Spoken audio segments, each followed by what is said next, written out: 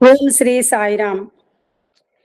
సర్వమంగళమాంగళ్యే శివే సర్వార్థసాధికే శరణ్యే త్రయంబకే దేవి నారాయణి నమోస్తుతే నారాయణి నమోస్తుతే నారాయణి నమోస్తుతే నారాయణి నమోస్తుతే నారాయణి నమోస్తుతే.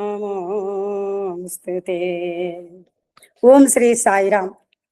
సర్వదేవతాతీత భగవాన్ శ్రీ సత్యసాయి బాబా వారి పాద పద్మములకు శతకోటి వందనములు.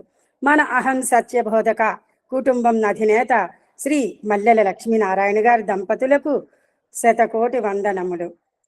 ఈ జ్ఞాపకాల పందిరి శ్రీ కామరాజ్ అనిల్ కుమార్ గారు వ్రాసిన జ్ఞాపకాల పందిరి గ్రంథ రాజమును పఠనము చేయుటకు పునశ్చరణ చేయుటకు మరొక పర్యాయము అవకాశం ఇచ్చిన మన గురువు గారు శ్రీ మల్లెల లక్ష్మీనారాయణ గారికి హృదయపూర్వక నమస్కారములు తెలియజేసుకుంటున్నాను.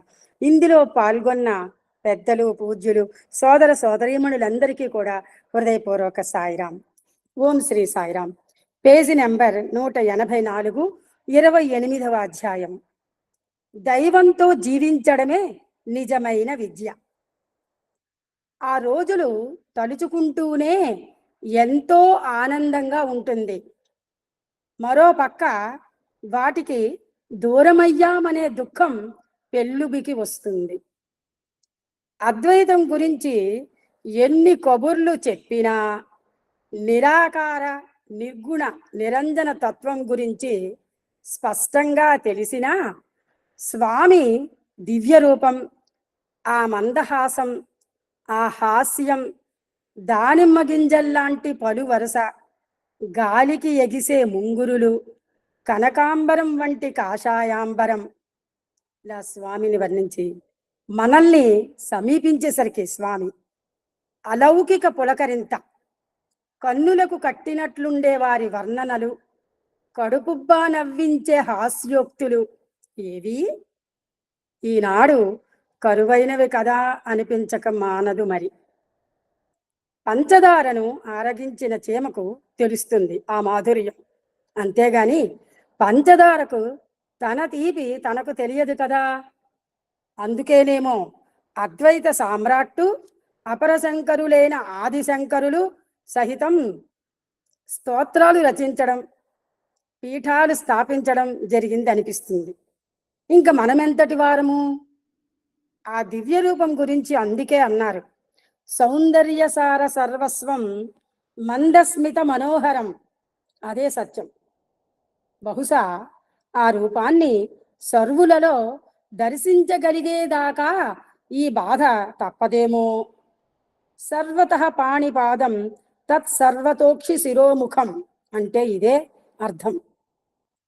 నానా రకాలైన భావోద్రేకాలు, అనేకానేక ఇష్టాయిష్టాలు, నాది నీది అనే స్వపర భేదాలు, వీటికి తోడు ప్రాంతీయ వర్గాలు, ఈర్ష్య ద్వేషాలు వగైరాలతో నిండి ఉన్న మనకు అద్వైతం ఎన్ని జన్మలకు అనుభవానికి వస్తుందో. ప్రస్తుతానికి ఆమడ దూరంలో ఉన్నాం. తరువాతి పేర. సాయి శృతి కొడైకెనాలులో బాబావారి వేసవి విడిది. ఉదయం కాఫీ టిఫిన్లు అయ్యాక వారి సింహాసనం చుట్టూ దగ్గరగా చేరేవారం. 1 గంట మాతో సంభాషించేవారు. తరువాత నేను భక్తులకు ఇంటర్వ్యూలు ఇవ్వాలి, ఈ లోపల మీరు బయటకు వెళ్ళి లేక్ను చుట్టిరండి, అంటే సరస్సు చుట్టిరండి, 6 కిలోమీటర్లు ఉంటుంది, బాగా వాక్ చేయండి, బాగా ఆకలవుతుంది అంటూ నవ్వుతూ మమ్మల్ని వాకింగ్కి పంపించేవారు. తిరిగి వచ్చేసరికి స్వామి ఇంటర్వ్యూలు ముగించుకొని మా కోసం ఎదురు చూస్తున్నట్లుండేవారు. ఒక్కొక్కరిని అడిగేవారు, నీవు సగం దూరమే వాక్ చేశావు, ఫుల్గా చేయలేదు. నీవు మెల్లగా నడిచావు, బాగా వేగంగా నడవాలి. నాకు నడవటం చాలా ఇష్టం, ఎంతెంతో నడిచేవాడిని. కానీ ఈ జనాలు పెరిగిన కొద్దీ కష్టమైపోయింది. మీరు మాట్లాడుకుంటూ నడుస్తున్నారు, అలా కాదు, చక్కగా వాకింగ్ చేయాలి. మళ్ళీ 1 గంట సంభాషించేవారు. తరువాత భోజనానికి లేచేవాళ్ళం. చతురస్రాకారంగా అమర్చిన కుర్చీలు, డైనింగ్ టేబుల్స్ ఉండేవి. స్వామి మా అందరి ముందు ప్రత్యేకంగా కూర్చునేవారు. బ్రహ్మార్పణం ప్రార్థనతో భోజనం ప్రారంభమయ్యేది.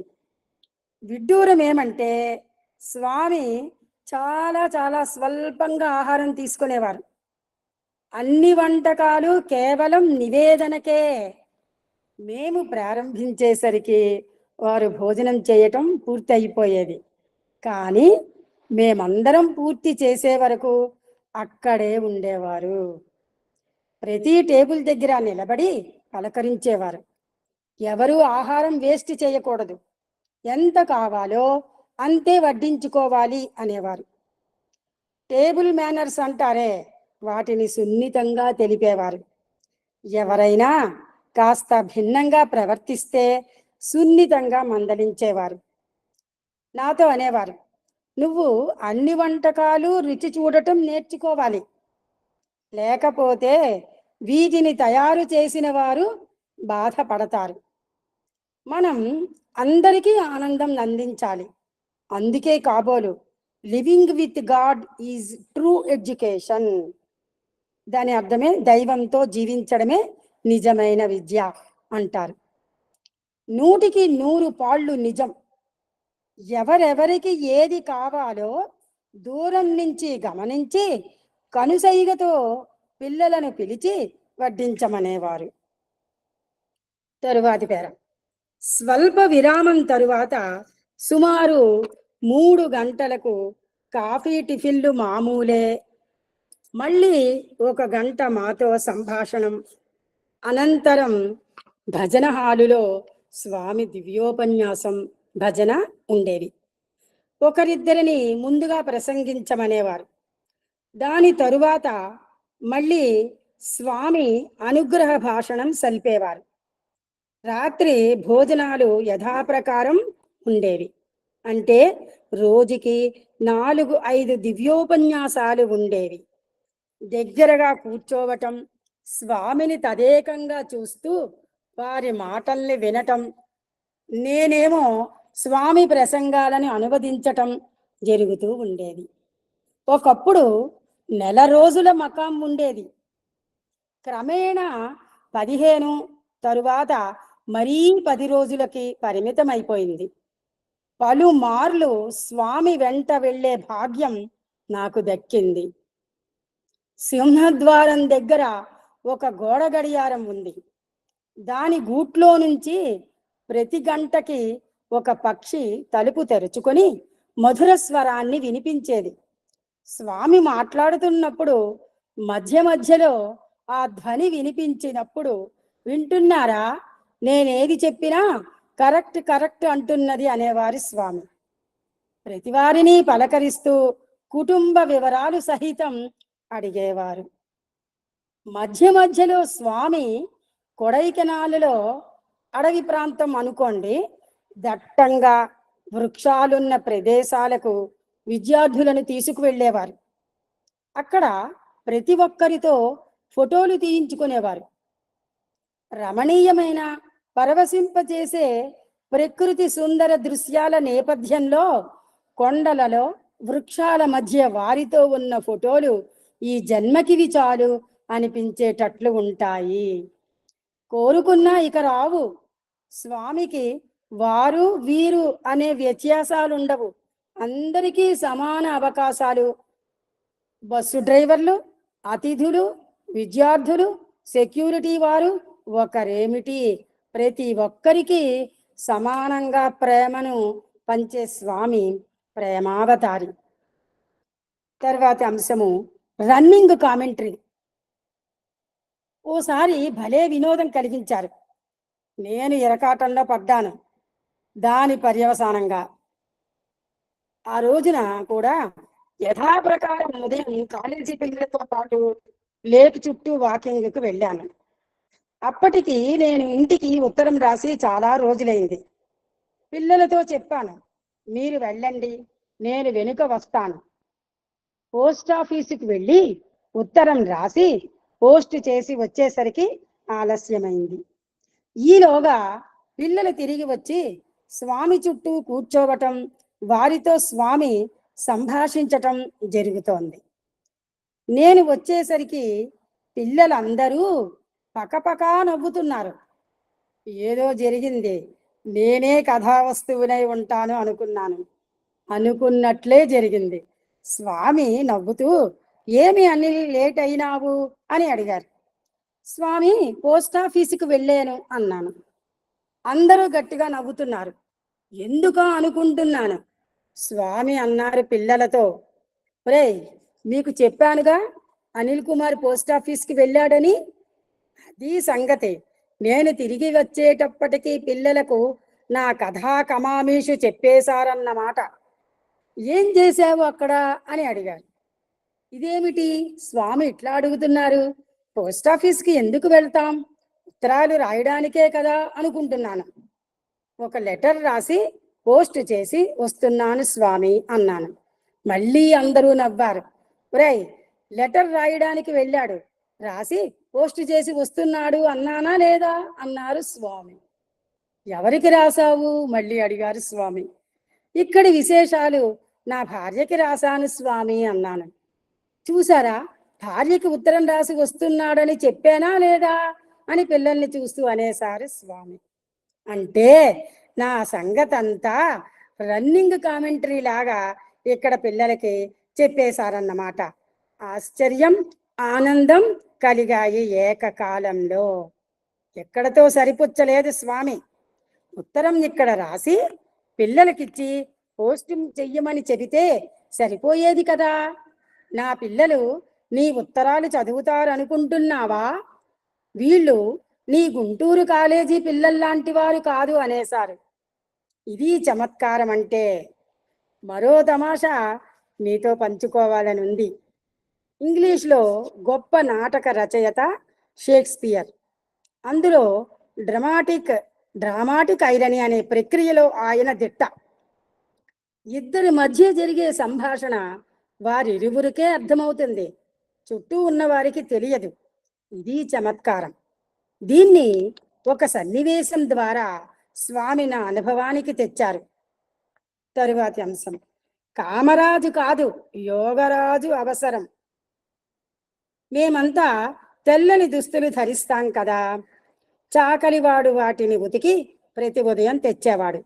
దీనికి విద్యార్థులే బాధ్యత వహిస్తారు. పిల్లల దుస్తులతో కలిసి నావి మారు పడతాయేమో అన్న అనుమానంతో నా చొక్కాలు బనియన్ల కాలర్ వెనుక కేఏ అని మార్కర్తో వ్రాసాను. ఒకరోజు యథాప్రకారం చాకలి వచ్చి బట్టలు ఇవ్వటం జరిగింది. నావి నేనుంటున్న రూములో మంచంపై ఉన్నాయి. సాయి శృతి మందిరంలో క్రింది భాగాన స్వామి మాతో సంభాషించే రూముకి ప్రక్కనే మేముంటున్నాం. మధ్యలో తలుపే ఉన్నది. నేనేమో పిల్లలతో వాకింగ్కి వెళ్ళాను. తిరిగి వచ్చిన తరువాత తెలిసింది, స్వామి అకస్మాత్తుగా మా రూములోకి వచ్చారట. నేను ఆ రోజుల్లో కలర్ లుంగీలు వాడేవాడిని. వాటిని చూసి స్వామి, ఏమి ఈ రూములో ఆడవాళ్ళున్నారే, ఇక్కడ చీరలున్నాయి అన్నారట. అక్కడున్నవారు నవ్వి, అవి అనిల్ కుమార్ గారి లుంగీలు స్వామి అన్నారట. దగ్గరగా చూస్తూ నా షర్టుల మీద రాసిన కేఏ అక్షరాలు చూసి స్వామి, ఇదేమి, అనిల్ కుమార్ అంటే ఏకే అని ఉండాలి కదా, కేఏ అని రాసినాడేమిటి అన్నారట. అక్కడే ఉన్న గోపీనాథ్, ఈయన బృందావనం అధ్యాపకుడు, కే అంటే కామరాజు, ఏ అంటే అనిల్ కుమార్. అందుకని కేఏ అని రాసి ఉంటారు స్వామి అని విన్నవించారట. మేము వాకింగ్ నుంచి తిరిగి వచ్చాక ఈ సంగతి తెలిసింది. ప్రతిరోజు సాయంకాలం భజన హాలులో స్వామి దివ్యోపన్యాసం ఉండేది. 3-4 రోజుల తరువాత ఓ రోజు సాయంకాలం తమ దివ్యోపన్యాసంలో స్వామి, ఈనాడు దేశమునకు కావలసిన వారు అత్యంత ఆదర్శమూర్తులైన త్యాగరాజులు, యోగరాజులు, కానీ ఈనాడు భోగరాజులు, కామరాజులు అధికముగా ఉంటున్నారు అంటూ ట్రాన్స్లేట్ చేస్తున్న నా వంక చూసి ఒక చిరునవ్వు విసిరారు. ఈ వాక్యార్థం మర్మం మా ఇరువురికే తెలుసు, సభకు తెలియదు. ఇది అద్భుత చమత్కార విన్యాసం. సాయిరామ్. సూరదాసు తర్వాత అంశం. రోజుకి 4-5 చొప్పున స్వామి ఉపన్యాసాలు ఉండేవి. ఆ రోజున సూరదాసు చరిత్ర చెప్పనారంభించారు స్వామి. ఆహా, ఏమని చెప్పను! ఆయా సన్నివేశాలు కళ్ళ ముందు కదలాడినట్లుండేవి. వారి కథన వైశిష్ట్యం ఏమని వర్ణించగలము? సూరదాసు పుట్టుకతో అంధుడు కాదు. యవ్వన దశలో విచ్చలవిడిగా ఒక జులాయి మాదిరి తిరిగేటటువంటి వాడు. బజారు కుక్కల మాదిరి స్త్రీల వెంట పడేవాడు. ఒకనాడు ఒక స్త్రీ గ్రామంలోని మంచినీటి బావి నుండి బిందెలో నీరు తీసుకొని ఇంటికి పోతున్నది. సూరదాసు ఆమెను వెంబడించాడు. ఆమె తన ఇంటిలోకి ప్రవేశించేసరికి ఇతను కూడా ఇంట్లో కాలు పెట్టాడు. ఆమె వివాహిత. భర్త ఇతడిని చూసి కోపోద్రిక్తుడై కఠినంగా, పరుషంగా దూషించాడు. లోపలి నుండి ఆ గృహిణి వచ్చి భర్తను వారించింది. సూరదాసును ఉద్దేశించి చక్కని ఓర్పుతో, నేర్పుతో ఆమె గావించిన హితబోధ అతని జీవిత గమనాన్నే మార్చివేసింది. ఆమె ఏమన్నదంటే, చూడు నాయనా, నీవు చేస్తున్నది ఎంత మహాపాపమో గ్రహించావా? పవిత్రమైన మానవ జన్మను ఈ రకంగా నిరర్ధకం గావించుకోకు.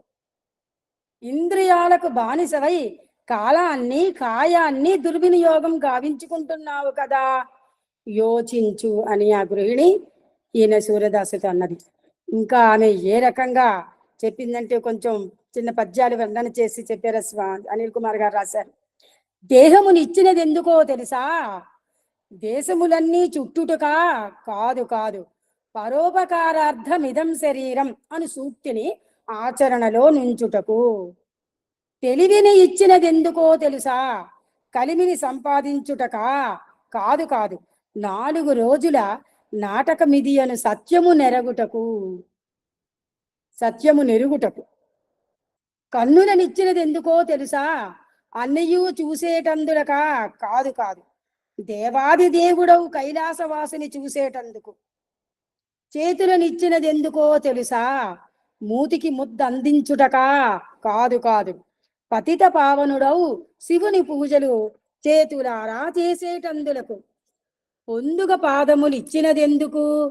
సందులు గొందులు తిరుగుటకా కాదు కాదు, నందివాహనుని మందిరము చుట్టూ తిరుగుటకు.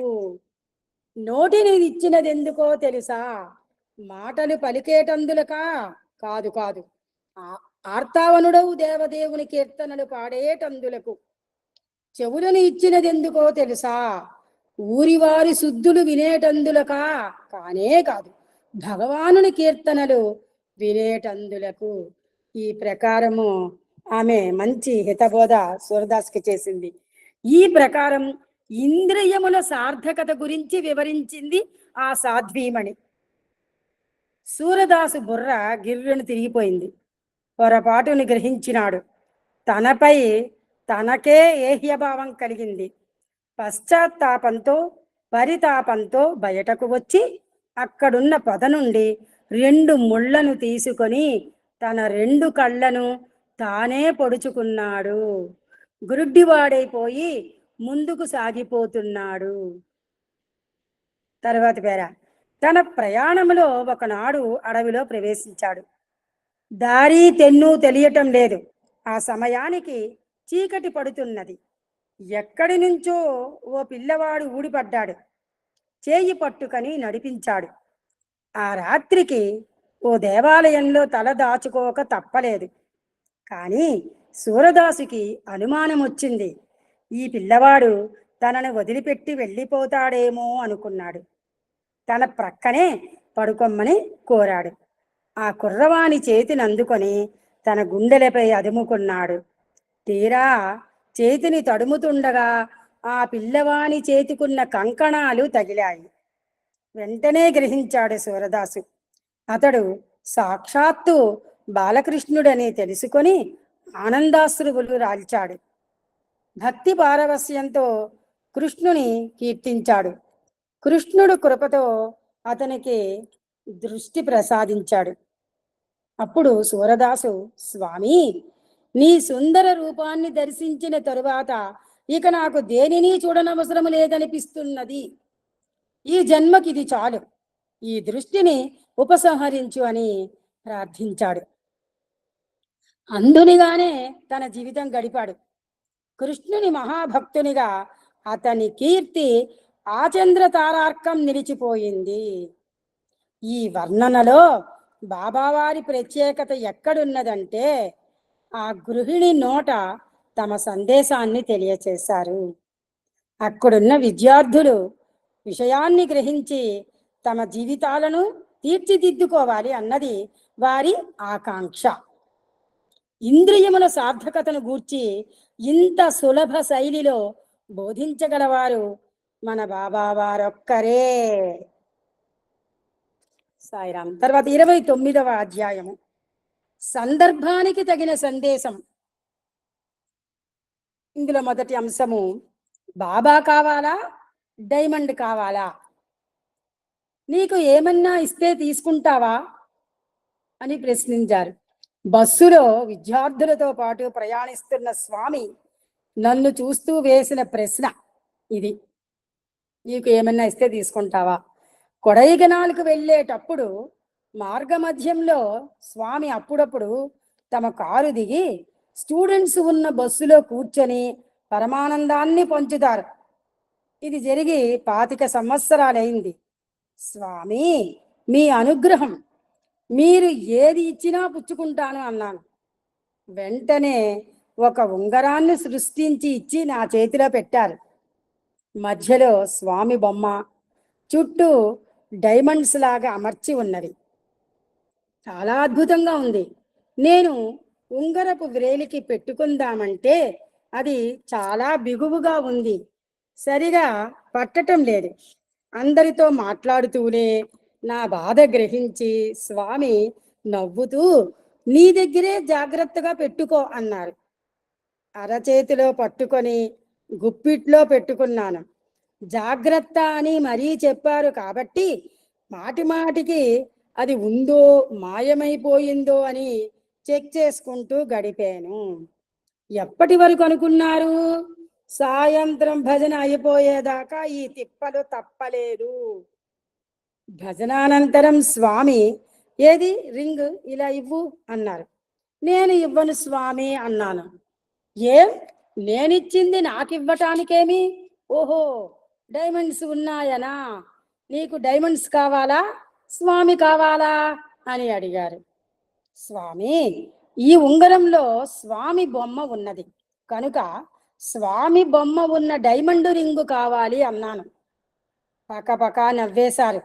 స్వామి హాస్యప్రియులు, హాస్య చతురులు కూడా. పూర్వం జరిగిన ఒక సంఘటన నాకు జ్ఞాపకం వచ్చింది. అందుకే స్వామి ఉంగరాన్ని ఇవ్వమంటే నేను వెంటనే ఇవ్వలేదు. ఆ సంఘటన ఏమిటనుకున్నారు? కస్తూరి గారి వ్రేలికి ఒక పాత ఉంగరం ఉండేది. ఒక రోజున స్వామి ఒక భక్తుని ఉంగరాన్ని అడిగి తీసుకొని దానిని తమ దివ్య సంకల్పంతో డైమండ్ రింగ్గా మార్చి ఇవ్వడం కస్తూరి గారు గమనించారు. అదే విధంగా తన ఉంగరాన్ని కూడా మార్చి ఇస్తారేమో అన్న ఆశతో ఆయన పాతదైపోయిన తన ఉంగరం స్వామికి స్పష్టంగా కనిపించేటట్లు చేతిని ఛాతీ మీద పెట్టుకొని స్వామి ఎదుట నిలబడ్డారట. స్వామి ఏమి అట్లా పెట్టుకున్నావు అని అంటూ, ఏది నీ ఉంగరం ఇలా ఇవ్వు అని అడిగి తీసుకొని కొత్తది ఇవ్వకపోగా ఉన్నది కూడా మాయం చేశారట.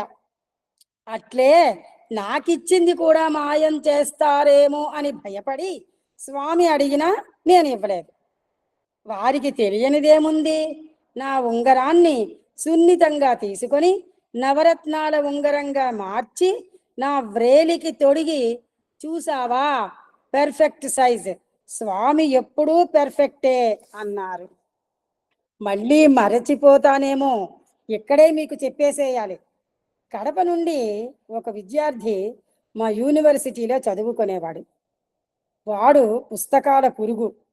ఒక రోజున దర్శన సమయంలో స్వామి వాడిని చూస్తూ, ఏముందిరా పుస్తకాల్లో, పుస్తకంలోది మస్తకంలోకి చేరుస్తున్నావు, మస్తకాన్ని కూడా పుస్తకంగా మారుస్తున్నావు, స్వామి సన్నిధిని సద్వినియోగం చేసుకో, తర్వాత దూరం అయితే ఎంతో బాధపడవలసి వస్తుంది అంటూ ఒక ఉంగరాన్ని సృష్టించి ఇచ్చారు.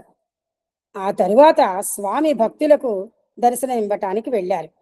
ఈ కుర్రవాడికి ఉంగరం బాగా టైట్గా ఉంది, వ్రేలికి పట్టటం లేదు.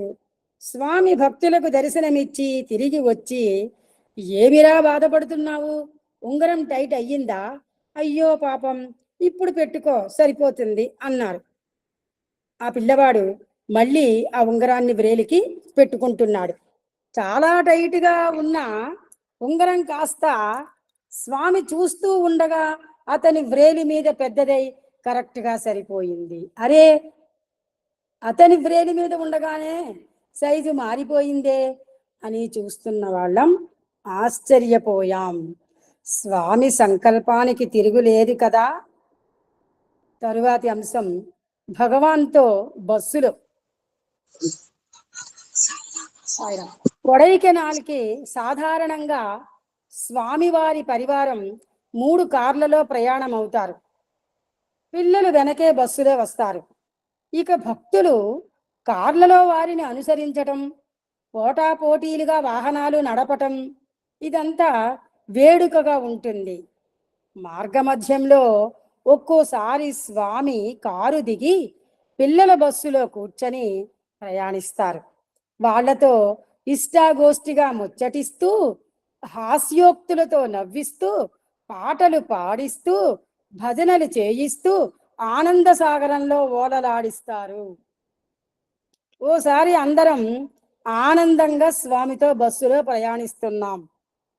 ముందు వరుసలలోని పిల్లలు బిలబిలా వారి పాదాలను చుట్టుకున్నారు.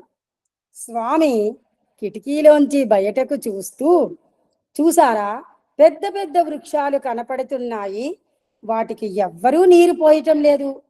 ఈ ప్రక్కన పచ్చని పైర్లు కనపడుతున్నాయి, వాటికి నిత్యం నీరందిస్తారు, ఎందుకో తెలుసా అని అడిగారు. ఎవరేం చెప్పగలరు, బాబావారే సమాధానం ఇస్తున్నారు. పెద్ద వృక్షాల వేర్లు భూమిలోకి బాగా పాదుకుపోయాయి. అవి భూగర్భ జలాలను నేరుగా గ్రహించగలవు. కానీ చిన్న చిన్న పైర్ల యొక్క వేర్లు అంత లోతుగా దిగవు. అందుకే వాటికి రోజూ నీరందించాలి. అలాగే విశ్వాసము అనే వేర్లు గాఢంగా హృదయంలోకి దిగినప్పుడు అవి భక్తి జలాలను నేరుగా అందుకోగలవు. కానీ చిన్న చిన్న పైర్ల యొక్క వేర్లు పైకి ఉన్నట్లు కొందరి విశ్వాసము అంత గాఢంగా ఉండదు. అందుకనే అలాంటి వారికి అనునిత్యం సాధన అవసరం. ఎంత చక్కని ఉపమానం! ప్రగాఢ విశ్వాసం ఏర్పడే వరకు మనకు నిత్య సాధన అవసరమన్నమాట. ఎట్టి ఒడుదుడుకులు ఎదురైనా కదలని, మెదలని, చెరగని, తరగని భక్తి విశ్వాసాలు మహావృక్షాల వేర్ల వంటివి. ఇలాంటి ఉపమానాలు, ప్రత్యక్ష ప్రమాణాలు నిత్య పరిశీలనలో ఉన్న దృష్టాంతాలతో గంభీరమైన ఆధ్యాత్మిక సత్యాలను ఆవిష్కరించటంలో స్వామికి స్వామే సాటి. మరో ఉదాహరణ తెలియచేస్తాను అంటున్నారు అనిల్ కుమార్ గారు. స్వామి బస్సులో మాతో కూర్చొని ఉండగా రోడ్డుకి ఇరుకు ప్రక్కల బారులు తీరిన భక్తులు ముందు ముందు వెళుతున్న ఎర్ర బెంజి కారులో స్వామి ఉన్నారనుకొని కారుకు నమస్కరిస్తున్నారు. ఈ దృశ్యాన్ని చూసి స్వామి ఇలా సెలవిచ్చారు: సత్సాంగత్యం చాలా ప్రధానం, అందువల్లనే tell me your company, I shall tell you what you are అంటారు. అగరువొత్తి వెలిగించి పచ్చగడ్డిలో పడేస్తే ఆరిపోతుంది, దానినే ఎండుగడ్డిలో వేస్తే గడ్డివామంతా తగలబడిపోతుంది. సాంగత్య ప్రభావం అలాంటిది. ఇనుము మట్టితో చేరితే త్రుప్పు పడుతుంది, అగ్నితో చేరితే ఎర్రగా మండిపోతుంది.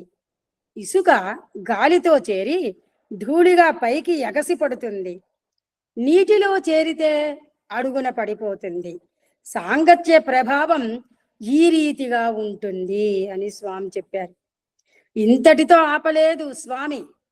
బస్సు ముందర వెళుతున్న తమ కారుకు దారి పొడవునా భక్తులు నమస్కరించడం చూపిస్తూ, నేను కారులో కూర్చున్నాననుకొని అందరూ కారుకు నమస్కారాలు పెడుతున్నారు. ఇప్పుడు నేను మీతో కలిసి కూర్చోవటం చేత నాకు వచ్చే నమస్కారాలు కూడా రాకుండా పోయాయి అన్నారు నవ్వుతూ. మాకు నవ్వు ఆగలేదంటే నమ్మండి అని అనిల్ కుమార్ గారు ఇంత మంచి సంఘటన మనందరికీ గ్రంథరాజం ద్వారా తెలియచేశారు. తరువాతి అంశము వాద ప్రతివాదాలు, స్వామి తీర్పు. ఆ సంవత్సరం స్వామి వెంట కొడైకెనాల్ వెళ్లే అదృష్టానికి నోచుకున్న వారిలో హేమాహేమీలున్నారు. కల్నల్ జోగారావు గారు, జానకి రామయ్య గారు, వికే నరసింహన్ గారు, ప్రొఫెసర్ జయమ్మ గారు, బెంగాల్ హైకోర్టు జడ్జి పద్మా కస్తగిరి గారు, ఇంకా కొందరు యూనివర్సిటీ అధ్యాపకులు కూడా ఉన్నారు. ఒకరోజు సాయంకాలం స్వామికి ఒక చర్చ అనండి లేక డిబేట్ అనండి జరపాలనిపించింది కాబోలు స్వామికి. ఆ టాపిక్ ఏంటంటే సృష్టిలో స్త్రీలు గొప్ప లేక పురుషులు గొప్ప అనే విషయం పైన డిబేట్. వాద ప్రతివాదాలు ఇరుపక్షాల మధ్య జరగవలసి ఉన్నది. నేను నరసింహన్ గారు పురుషాధిక్యత పైన, జయమ్మ పద్మా కస్తగీర్ గారు స్త్రీల పక్షాన మాట్లాడవలసి ఉన్నది. ఒక్కొక్కరు తమ వాదాన్ని వినిపిస్తుంటే స్వామిని చూడాలి. ఒక ప్రక్క వక్తని అభినందిస్తూ వేరొక ప్రక్క ప్రతిపక్షం వారిని ఎగతోస్తూ పోటాపోటీగా నిర్వహించారు. శ్రీ నరసింహన్ గారు, శ్రీమతి జయమ్మ గారు ఇంగ్లీషు సాహిత్యంలో దిట్టలు. మహారచయితలను సునాయాసంగా ఉటంకించగలరు. మగవారి బలహీనత, బాధ్యత రాహిత్యం, అలసత్వం గురించి జయమ్మ గారు దంచేశారు. దానికి దీటుగా నరసింహన్ గారు స్త్రీలకున్న మంకు పట్టుదల, మొండితనం ప్రస్తావిస్తూ సమాధానం చెప్పారు. ఒకరి తరువాత ఒకరు చెప్పే వాద ప్రతివాదాలను అందరూ ఉత్కంఠభరితంగా వింటున్నారు. స్వామి క్రికెట్ అంపైర్ స్థానంలో, ఒక న్యాయమూర్తి స్థానంలో వింటూ ఇరు వర్గాల్ని ప్రోత్సహిస్తున్నారు. సంసారాలలో స్త్రీల వల్ల అశాంతి ఏర్పడుతున్నది అని ఒకరంటే, పురుషుడు సంసారాన్ని చక్కబెట్టుకోలేకపోతున్నాడు అన్న సమాధానం వచ్చింది. స్త్రీల వల్ల యుద్ధాలు వచ్చినవి అని ఒకరన్నారు. మగవారి బలహీనతే కారణమని జవాబు వచ్చింది. ఎన్నో బాధ్యతలతో ఒకవైపున సతమతమవుతూ ఇంట్లో ఆడవారి ఒత్తిడి తట్టుకోలేక సంఖ్యాబలంగా చూస్తే మగవారిలో గుండె జబ్బులు అధికమని ఒకరన్నారు. కాదు, చెడు అలవాట్లు మగవారిలో అధికంగా ఉండటం చేతనే వారికి రుగ్మతలు అధికం అని ఎదురు జవాబు వచ్చింది. రామరావణ యుద్ధానికి రామాయణంలో సీత కారణమైంది. మహాభారతంలో కురుక్షేత్ర సంగ్రామానికి ద్రౌపది కారణమైంది. కనుక స్త్రీలే యుద్ధాలకు కారణం అని నేనన్నాను. కాదు, సీతను కోరుకోవటం రావణుని తప్పు. కురుక్షేత్ర యుద్ధానికి కారణం దుర్యోధనుడు ద్రౌపదిని అవమానించటం అన్న జవాబు వచ్చింది. సీత బంగారు లేడిని ఎందుకు కోరుకోవాలి? అది ఆమె తప్పు కాదా? సీతాపహరణమునకు సీతయే కారణం కాదా? భారతంలో దుర్యోధనుని చూసి హేళనగా నవ్వింది ద్రౌపది కాదా? ఆ నవ్వే దుర్యోధనుని పగకు కారణం కాదా అని నా వాదనను నేను సమర్థించుకున్నాను అని అనిల్ కుమార్ గారు తెలియజేస్తున్నారు. ఇక తీర్పు చెప్పాల్సిన సమయం వచ్చింది అనుకున్నారు కాబోలు. నన్ను చూసి బాబావారు, ఇక నీ గ్యాస్ అయిపోయిందా అన్నారు. అందరూ పక్కున నవ్వారు. స్వామి చక్కని సందేశం ఇచ్చారు. ద్రౌపది దుర్యోధనుని చూసి నవ్వింది అన్నాడు అనిల్ కుమార్. అది తప్పు. ద్రౌపది మహాపతివ్రత, రాజవంశీయురాలు. అకారణంగా నవ్వే స్వభావం కాదు ఆమెది. శిరస్నానం చేసి శిరోజాలను ఆరబెట్టుకుంటూ అంతఃపురం నుండి బయటకు వస్తున్న ద్రౌపది అదే సమయంలో హాస్యోక్తులతో పకపకా నవ్వుకుంటూ వస్తున్న చెలికెత్తల్ని చూసింది. వారిని చూచి నవ్వింది. కానీ దుర్యోధనుడు అపార్థం చేసుకొని తనను చూసి నవ్వినట్లు భావించాడు. కనుక ఇందులో ద్రౌపది దోషం ఎంత మాత్రమూ లేదు. పురుషుల కంటే స్త్రీలే శక్తిమంతులు, భక్తికి ప్రతీకలు, సంస్కృతికి వారసులు. స్త్రీ సిరి సంపదలకు కారణమైన గృహలక్ష్మి, ఇల్లు చక్కబెట్టుకునే ఇల్లాలు అని స్వామి తెలియజేశారు. ఇంకా స్త్రీలకున్న త్యాగం, ధైర్యం పురుషులకు లేవు. భర్త బిడ్డల కోసం ప్రాణాలను సైతం త్యాగం చేయటానికి సిద్ధపడే స్త్రీ అసమాన ప్రేమమూర్తి. అందువల్లనే సీతారాములు అన్నారు, లక్ష్మీనారాయణులు అన్నారు, పార్వతీ పరమేశ్వరులు అన్నారు, తీర్పు ఇచ్చేశారు అని స్వామి తీర్పిచ్చేశారు. భోజనాలకు లేచాం. నా టేబుల్ దగ్గరకు వచ్చి స్వామి, ఏమి బాధగా ఉందా? స్వామి నీ వాదనను కాదన్నాడని అనుకుంటున్నావా అన్నారు. లేదు స్వామి అన్నాను. ఇరుపక్షాల వాదనలు వినాలి. నాణానికి రెండు పార్శ్వములుంటాయి, అలాగే ఇరుపక్షాల వారి విషయాలు తెలియాలి అంటూ సరదాగా మాట్లాడుతూ స్వామి ముందుకు కదిలారు. వైఫ్ తర్వాతి అంశం. ఇటువంటి సన్నివేశమే ఒకటి మరో సంవత్సరం వేసవిలో మరొక విధంగా సాగింది. ఎంఎస్సి తరువాత ఏం చేస్తావు అని స్వామి ఒక విద్యార్థిని అడిగారు. అంటే మనందరికీ తెలిసిన ఎంఎస్సి అంటే మాస్టర్ ఆఫ్ సైన్స్. మీరు ఏమి చేయమంటే అదే స్వామి అన్నాడు ఆ విద్యార్థి. ఏమీ లేదు, ఎంఆర్ఎస్ సంపాదించు అన్నారు స్వామి. ఎంఆర్ఎస్ అంటే ఇంగ్లీష్లో మనం మిస్సెస్కి ఈ ఎంఆర్ఎస్ అని పెడుతుంటాం వాళ్ళకి సంబోధించినప్పుడు. ఎంఆర్ఎస్ సంపాదించు అన్నారు స్వామి. ప్రశ్నార్థకంగా ఉన్న అతని ముఖాన్ని చూసి నవ్వుతూ, ఎంఆర్ఎస్ అంటే తెలియదా? అదే, పెళ్లి చేసుకోరా అని ఆట పట్టించారు. మళ్ళీ వెంటనే, ఏరా పెళ్ళంటే సంబరపడిపోతున్నావు, ఏముందిరా, వైఫ్ అంటే ఎవరనుకుంటున్నావు, worry invited for ever. Worry invited for ever అంటే శాశ్వత వ్యధలను ఆహ్వానించడం, శాశ్వతంగా ఉండే బాధలన్నీ కూడా ఆహ్వానించడం అని స్వామి అబ్రివేషన్ చెప్పారు వైఫ్కి. తర్వాత పేరాలో చెప్తున్నారు. అనేక మంది పెద్దలు అక్కడ ఉన్నారు, వారి సతీమణులు కూడా ఉన్నారు. ఇక నేను ఆగలేక, స్వామి క్షమించండి, ఈ పిల్లలంతా భక్తుల పిల్లలే. 190 వంతులకు పైగా భక్తులు భార్యల వల్లనే స్వామి సన్నిధికి వచ్చారు. వారి ప్రోద్బలంతోనే ఎన్నో సేవా కార్యక్రమాల్లో పాల్గొంటున్నారు. నా మటుకు నేను నా భార్య వలననే మీ సన్నిధికి రాగలిగాను. సమయమంతా సేవలో గడపగలుగుతున్నాను. ఇల్లు వాకిలి పట్టించుకోకుండా కాలికి బలపం కట్టుకున్నట్లు రాష్ట్రమంతా తిరగగలుగుతున్నాను. నేను కాదు స్వామి, వృద్ధులైన తన పుట్టింటి వారిని, అత్తింటి వారిని సేవిస్తూ పిల్లల బాధ్యత చూసుకుంటున్న నా భార్యయే నన్ను కట్టుకొని వర్రీని ఆహ్వానించుకున్నట్లు అయ్యింది. దయచేసి మన్నించండి. సప్తఋషులు వివాహితులే కదా. స్వామి కట్టించిన కళ్యాణ మండపాలు వివాహాది శుభకార్యాలకే కదా అనేసాను. తర్వాత ఈ అధ్యాయంలో ఆఖరి పేర స్వామి దయతో క్షమించి అనుగ్రహ భాషణం గావించారు. ఇల్లాలు, భార్య, గృహలక్ష్మి, సహధర్మచారిణి మొదలైన పదములను వివరిస్తూ నీ విషయంలో వైఫ్ అంటే వర్రీ ఇన్వైటెడ్ ఫర్ ఎవర్ కాదువే, విజ్డమ్ ఇన్వైటెడ్ ఫర్ ఎవర్ అంటే శాశ్వత జ్ఞానమును ఆహ్వానించడం.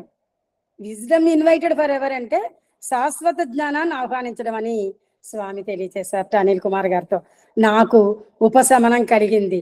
భగవాన్ విద్యార్థులకు ఇంద్రియ నిగ్రహం యొక్క ఆవశ్యకతను నొక్కి చెప్పటానికే వైఫ్ అనే పదాన్ని వర్రీ ఇన్వైటెడ్ ఫర్ ఎవర్ అని నిర్వచించినట్లు నాకు స్పష్టమైంది. మనలోని దుర్గుణాలను, దుర్భావాలను ఖండించే స్వామి కత్తికి రెండు వైపులా పదునుంటుంది. ఈ దుర్భావాలు, దుర్గుణాలను ఖండించే స్వామి కత్తి చెప్తున్నారు. కత్తికి రెండు వైపులా పదునుంటుంది.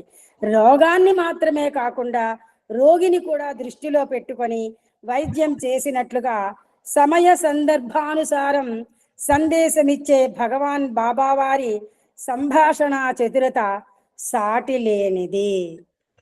సాయిరామ్. ఈ రెండు అధ్యాయాలే చదవడానికి, గ్రంథరాజాన్ని చదవడానికి, పునశ్చరణ చేయడానికి అవకాశం ఇచ్చిన భగవాన్ బాబా వారికి, అనిల్ కుమార్ గారికి, మన గురువు గారైన లక్ష్మీనారాయణ గారికి శతకోటి వందనములు తెలియజేసుకుంటున్నాను. ఇదంతా విన్న సోదర సోదరిమణులందరికీ హృదయపూర్వక నమస్కారములు. సాయిరామ్ అండి. సాయిరామ్. ఇందులో స్నానం చెప్పారండి లక్ష్మీనారాయణ.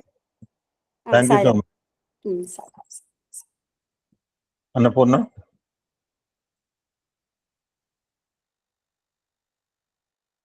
డి అన్నపూర్ణ.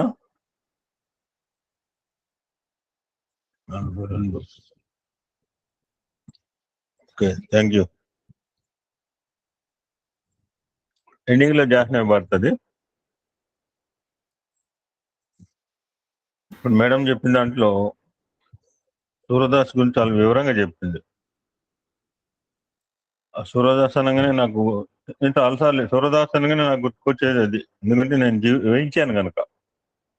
सूरदास के श्याम मनोहर भक्तों के सच्चा साई मनोहर गिरिधर गोपाला हे गिरिधर गोपाला हे गिरिधर गोपाला. వీళ్ళు చూసుకొని రమ్మ అని మూర్తి గారు కన్నారు స్వామి సందర్భంలో. మళ్ళీ దిద్దారు, వీళ్ళు చూసుకొని కాదు, వీళ్ళు చేసుకొని రావాల్సిందే మనం ఇక్కడికి. వీళ్ళు కుదిరినప్పుడు వస్తా అంటే కుదరదు ఇక్కడ, వీళ్ళు చేసుకుని రావాల్సిందే స్వామి సమక్షానికి. నేను చెన్నై వచ్చిన తర్వాత 4 అద్భుతమైన నాటకాలు వేసే అవకాశం కలిగిందండి. 4 కూడా చాలా బిగ్గెస్ట్ డ్రామాస్. అది కూడా ఇంగ్లీష్లో, ఎందుకంటే నాకు తమిళ్ రాదు, వాళ్ళకి తెలుగు రాదు. జనరల్గా నాటకాలు ఇంగ్లీష్లో ఉంటే ద బిగ్గెస్ట్. నా జీవితంలో మరలా వేయించలేనండి. నవవిధ భక్తి మార్గాల మీద మా జిల్లా మొత్తం కూడా ఒక్కొక్క సమితికి ఒక్కడు ఇస్తే దే హ్యావ్ గివెన్ మీ నామస్మరణ. 40 యాక్చువల్గా 20 నిమిషాలు కేటాయిస్తే 40 నిమిషాలకి యాక్సెప్ట్ చేశారు. 40 నిమిషాల్లో 4 యుగాలు, 42 క్యారెక్టర్లు. కన్నీగా నగంచి 2 వ్యాన్లు వేసుకుని పిల్లలు 5,000 రూపాయలు ఛార్జ్ చేశారు. 2 వ్యాన్లకి పెద్ద పెద్ద అపార్ట్మెంట్ వచ్చారు, ఫోకస్ లైట్లు పెట్టుకొచ్చారు, అద్భుతం మేకప్. ఎందుకంటే వాళ్ళకంతా డబ్బులు ఉన్నాయండి. ఈ కన్నీనగర్ పిల్లలకి మొత్తం కూడా పౌరాణిక నాటకేది. 2 హ్యాండిక్యాప్ వాళ్ళు, కిరీటాలు, డ్రెస్సెస్ అన్ని కూడా అండి. చాలా మంది పెదవి విరిశారు అనమాట, వీళ్ళేం చేస్తారు ఈ నాటకం అని చెప్పి.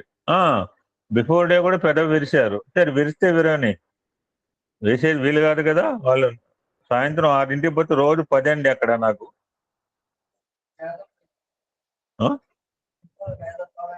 25వ తారీఖు ఫిక్స్డ్గా, నో చేంజ్. 25వ తారీఖు అండి వేయడము. మా మేడం అడిగింది, so I have given clarification. So నాకు నిద్ర పట్టలేదు. ఎప్పుడు తెల్లారుతుందో ఇంత 43 మందికి ఎప్పుడు మేకప్ చేయాలి? కుండపోత వర్షం. చూద్దాం. వెళ్ళి కూర్చున్నాను. సమయం ఆసనమైంది. 40 మందిని స్టేజ్‌లో ఎక్కించాలంటే కూడా ఇబ్బంది. ఒకచోట ఉండదు. చిన్న చిన్న పిల్లల దగ్గర నుంచి పెద్ద క్యారెక్టర్. 4 యుగాల్లో ఉన్న భక్తులందరినీ పెట్టడం జరిగింది. అందులో సూరదాస్ అండి. స్వామి ఒకటే అన్నారు, "నువ్వేం మాట్లాడకు, సైలెంట్‌గా ఉండు. నీ మొహం కూడా చూపించకు. 42 పేజీల స్క్రిప్ట్, 40 నిమిషాల నాటిక. అన్ని వండర్సే. వాళ్ళంతా వీళ్ళని అదో రకంగా చూస్తారు. ఎందుకంటే పెద్ద పెద్ద సఫిస్టికేటెడ్ ఎడ్యుకేటెడ్ పర్సన్స్ కదా. మేమేమో ఇందాక సార్ అన్నట్టు ఎవరు ఆదిలాబాద్ గురించి చెప్పారు ఒక ఆయన, ఎవరు బోన్స్ అని చెప్పి. ఆదిలాబాద్ జిల్లా గురించి ఎవరో మల్లికార్జునరావు గారు. బోన్స్ ఆదిలాబాద్ అంటే వెనకబడి జిల్లా నుంచి వచ్చినవారు. ఆదిలాబాద్ జిల్లా హక్కు తెచ్చుకున్నారు స్వామి. ఎప్పుడు మనం వెనకబడిన వాళ్ళు ఉంటాం, వెనకబడిన వాడిని హక్కు తెచ్చుకుంటారు. Started drama. నా పక్కన మా అబ్బాయిని నుంచోబెట్టుకున్నాను, ఇద్దరినండి. నా చేతిలోంచి లెఫ్ట్ హ్యాండ్ లో 44 పేపర్లు ఉన్నాయి, రైట్ హ్యాండ్ లోకి వస్తున్నాయి 1 by 1. ఒక గాంగన ఒకటి తీసేసుకుంటున్నారు అంతే. ఒక 10 నిమిషాలు అయ్యాక మా డీపీ గారు స్టేజ్ మీదకి వచ్చి, ఎందుకు చెప్తున్నానంటే ఈ 40 నిమిషాల నాటిక నేను సత్సంగం చెప్తే 4 సత్సంగాలు చెప్పాను. జస్ట్ ఇమాజిన్, 40 నిమిషాల నాటికని ఐ హావ్ నారేటెడ్ 4 సత్సంగా. అంత డెప్త్ మ్యాటర్ అనమాట. డీపీ వచ్చి మేము మొహం చూపించమన్నాడు. నేను చెప్పాను, మా స్వామి అన్నారు, నా మొహం చూపించకు అన్నాను. నువ్వు don't show your face, I will show my face there. Annapurna can sing. నేను ఉపోద్ఘాతం చెప్పింది ఒక భజన పాడు, అమ్మవారి కీర్తన పాడు. Don't show your face, I will show my face in the stage. కట్టిన వెనకాలే ఉండి అనర్గళంగా ఇంగ్లీష్ లో అద్భుతమైన 400 మంది డివోటీస్ అని. మళ్ళీ నా జీవితంలో వేయలేను. నిజంగా నాకు డబ్బులుంటే పెద్ద నాటికే చేసుకోవచ్చు దాన్ని. రకరకాలు అనుకున్నారు, గ్రంథాలు వేసుకున్నాను, రాత్రింబవళ్ళు రాశాను. నీకు పిచ్చి ఎక్కింది అన్నారు. పిచ్చి ఎక్కింది, నాది పిచ్చే. నా పిచ్చి ఎవరికి ఎక్కదు. So that is the character Surdas అండి. ఎక్కడికి పోతున్నావు అంటే బృందావనం పోతున్నా, నేను తీసుకెళ్తానని చెప్తాడు, తీసుకెళ్లి వదిలేస్తాడు. గుడ్డోడు ఎట్లా నడుస్తాడు, కర్ర పట్టుకుని నడుస్తాడు. ఆ గుడ్డోడు క్యారెక్టర్ వేయడానికి చిన్నపుచ్చుకున్నాడు ఒకడు 10th క్లాస్ కుర్రోడు ఇక్కడ. అక్కడ వదిలేస్తాడు. అప్పుడు ఒక మాట ఇంగ్లీష్ లో రాశారనమాట, Krishna you escape from the heart, you cannot escape from the my heart అంటాడు సూరదాస్. ఇక్కడ వదిలేసిపోతాడు అనమాట, బృందావనం వచ్చిన తర్వాత అని చెప్తాడు. ఇంకో క్యారెక్టర్ ద్రౌపది అండి. పూర్తి ద్రౌపది క్యారెక్టర్ రాదు. ద్రౌపది భక్తి ఎట్లేదంటే, తలకాయలు జుట్టు స్నానం చేసి దూకుంటే ఆ వెంట్రుకల్లోంచి కృష్ణ కృష్ణ అని మిగిలిన భార్యలకు తెలియటానికి తలకాయ దువ్వండి, దూకుంటే కళ్ళు కనపడలేదా, మీకు చేతులు ఉన్నాయి కదా, సాయం చేయొచ్చు కదా, చేతులు ఉన్నాయి కదా, సాయం చేయొచ్చు కదా. తలకాయ దూకుంటుంది. ఎవరు తలకాయ దూకోవడం కష్టం కాదండి. అందుకనే అమ్మలో అక్కలో హెల్ప్ చేస్తుంటారు తలకాయ. ఆ తలకాయ దూకుతుంటే కృష్ణ కృష్ణ శబ్దం వీళ్ళు వినటానికి, వీళ్ళకి అహంకారాలు ఇగో పోవడానికి పెట్టిన ఎగ్జాంపుల్ అండి. Fantastic narration. Annapurna, Sairam uncle, song పాడమంటారా? నీ ఇష్టం, చాయిస్ నీది. ఓకే. సాయిరామ్. సత్య సాయి జననీ ప్రేమామృతదాయిని, సత్య సాయి జననీ ప్రేమామృతదాయిని, నీ ప్రేమ వైభవం నయనోత్సవం, మా మనసులు పరవశించు బ్రహ్మోత్సవం, మా మనసులు పరవశించు బ్రహ్మోత్సవం, సత్య సాయి జననీ ప్రేమామృతదాయిని, సత్య సాయి జననీ ప్రేమామృతదాయిని. ఏ పూర్వ పుణ్యమో నీ ఒడిలో చేరాము, కన్న తల్లి ప్రేమలో కరగిపోయాము, ఏ దివ్యవరమో నీ చేయి పట్టి నడిచాము, సాయి ప్రేమ బాటలో తొలి అడుగులు వేశాము. శాంతిదాయిని నీకు వందనం, విశ్వమోహిని నీకు పాదాభివందనం, సత్య సాయి జననీ ప్రేమామృతదాయిని, సత్య సాయి జననీ ప్రేమామృతదాయిని. నీ మాటే మంత్రము మాకు ప్రాణము, నీ చూపే ఛత్రము మాకు అభయము, నీ ప్రేమ వాహినిలో పులకించిపోయాము, నీవే మా తల్లి తండ్రి గురుదైవము. శాంతిదాయిని నీకు వందనం, విశ్వమోహిని నీకు పాదాభివందనం. శాంతిదాయిని నీకు వందనం, విశ్వమోహిని నీకు పాదాభివందనం. సత్యసాయి జననీ ప్రేమామృతదాయిని నీ ప్రేమ వైభవం నయనోత్సవం. మా మనసులు పరవశించు బ్రహ్మోత్సవం, మా మనసులు పరవశించు బ్రహ్మోత్సవం. సత్యసాయి జననీ ప్రేమామృతదాయిని, సత్యసాయి జననీ ప్రేమామృతదాయిని. సాయిరామ్. సరే, ఎందుకంటే నా షెడ్యూల్ చాలా టైట్ గా ఉంటుంది. స్టిపులేటెడ్ టైం కంటే నేను ఇవ్వలేను. సరే, ఈసారి ఎప్పుడు మాట్లాడండి. ఓకే, యాక్చువల్గా today I want continue Guru Purnima. మీరు బోర్ కొట్టి వెళ్ళిపోతారని చెప్పి వేరే టాపిక్ స్వామి సెలెక్ట్ చేస్తే ఆ సబ్జెక్ట్ కూడా చూస్తే గురువు గురించి ఒకటే అన్నాడు, నువ్వు నన్ను వదిలిపెట్టా, నేను వదిలిపెట్టా. నువ్వు నన్ను వదిలిపెట్టాలని ప్రయత్నం చేసినా నేను నిన్ను వదలను ఖచ్చితంగా చెప్తున్నాను. You can't escape. ఆయన సూరదాస్ అన్నట్టుగా I cannot escape from his heart. తప్పించుకునే ప్రయత్నం ఎన్ని చేసినా నేను ఓడిపోవాల్సింది. ఇది 75 ప్రాంతం 65 ప్రాంతంలో స్వామి చెప్పిన అద్భుతమైన సత్సంగం అండి. ఫ్యాంటాస్టిక్, మల్టీ డైమెన్షనల్ గా ఉంది. చెప్పాను కదా, ఇక భవిష్యత్తులో మనం స్వామి యొక్క మెసేజ్లు, స్వామి అవతారం గురించి తెలుసుకుంటాం. No other writer books. ఈ యజ్ఞం సాగినంతసేపు స్వామి అవతారం గురించి తెలుసుకోవడం, లేదా స్వామి చెప్పిన మాటల వరకే. ఇక వాడి బుక్ విడి బుక్కులు చదివేది లేదు ఈ యజ్ఞంలో. చివరిలో చెప్తాను. దిస్ నేరేటెడ్ ఆన్ స్వామి. చెప్పాను కదా, ఈ పేజీలు ముట్టుకుంటేనే ఊడిపోతున్నాయి. అటువంటి ఓల్డెస్ట్ బుక్లెట్ అండి ఇది. ఎలా వచ్చిందో నాకు తెలియదు, ఎవరిచ్చారో కూడా తెలియదు. I don't know. This delivered on Swami on Sankranti day 14/1/1965 at Prasanthi Nilayam it self. కొన్నిటికి డేట్లు కూడా లేవు. చాలా అద్భుతమైన message. Try to understand.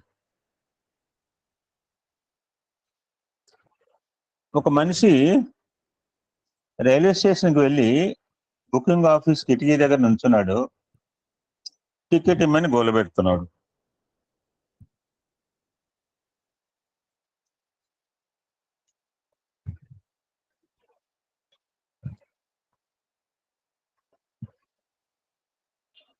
Okay, లోపల ఉన్న గుమస్తా తికమక పడుతున్నాడు.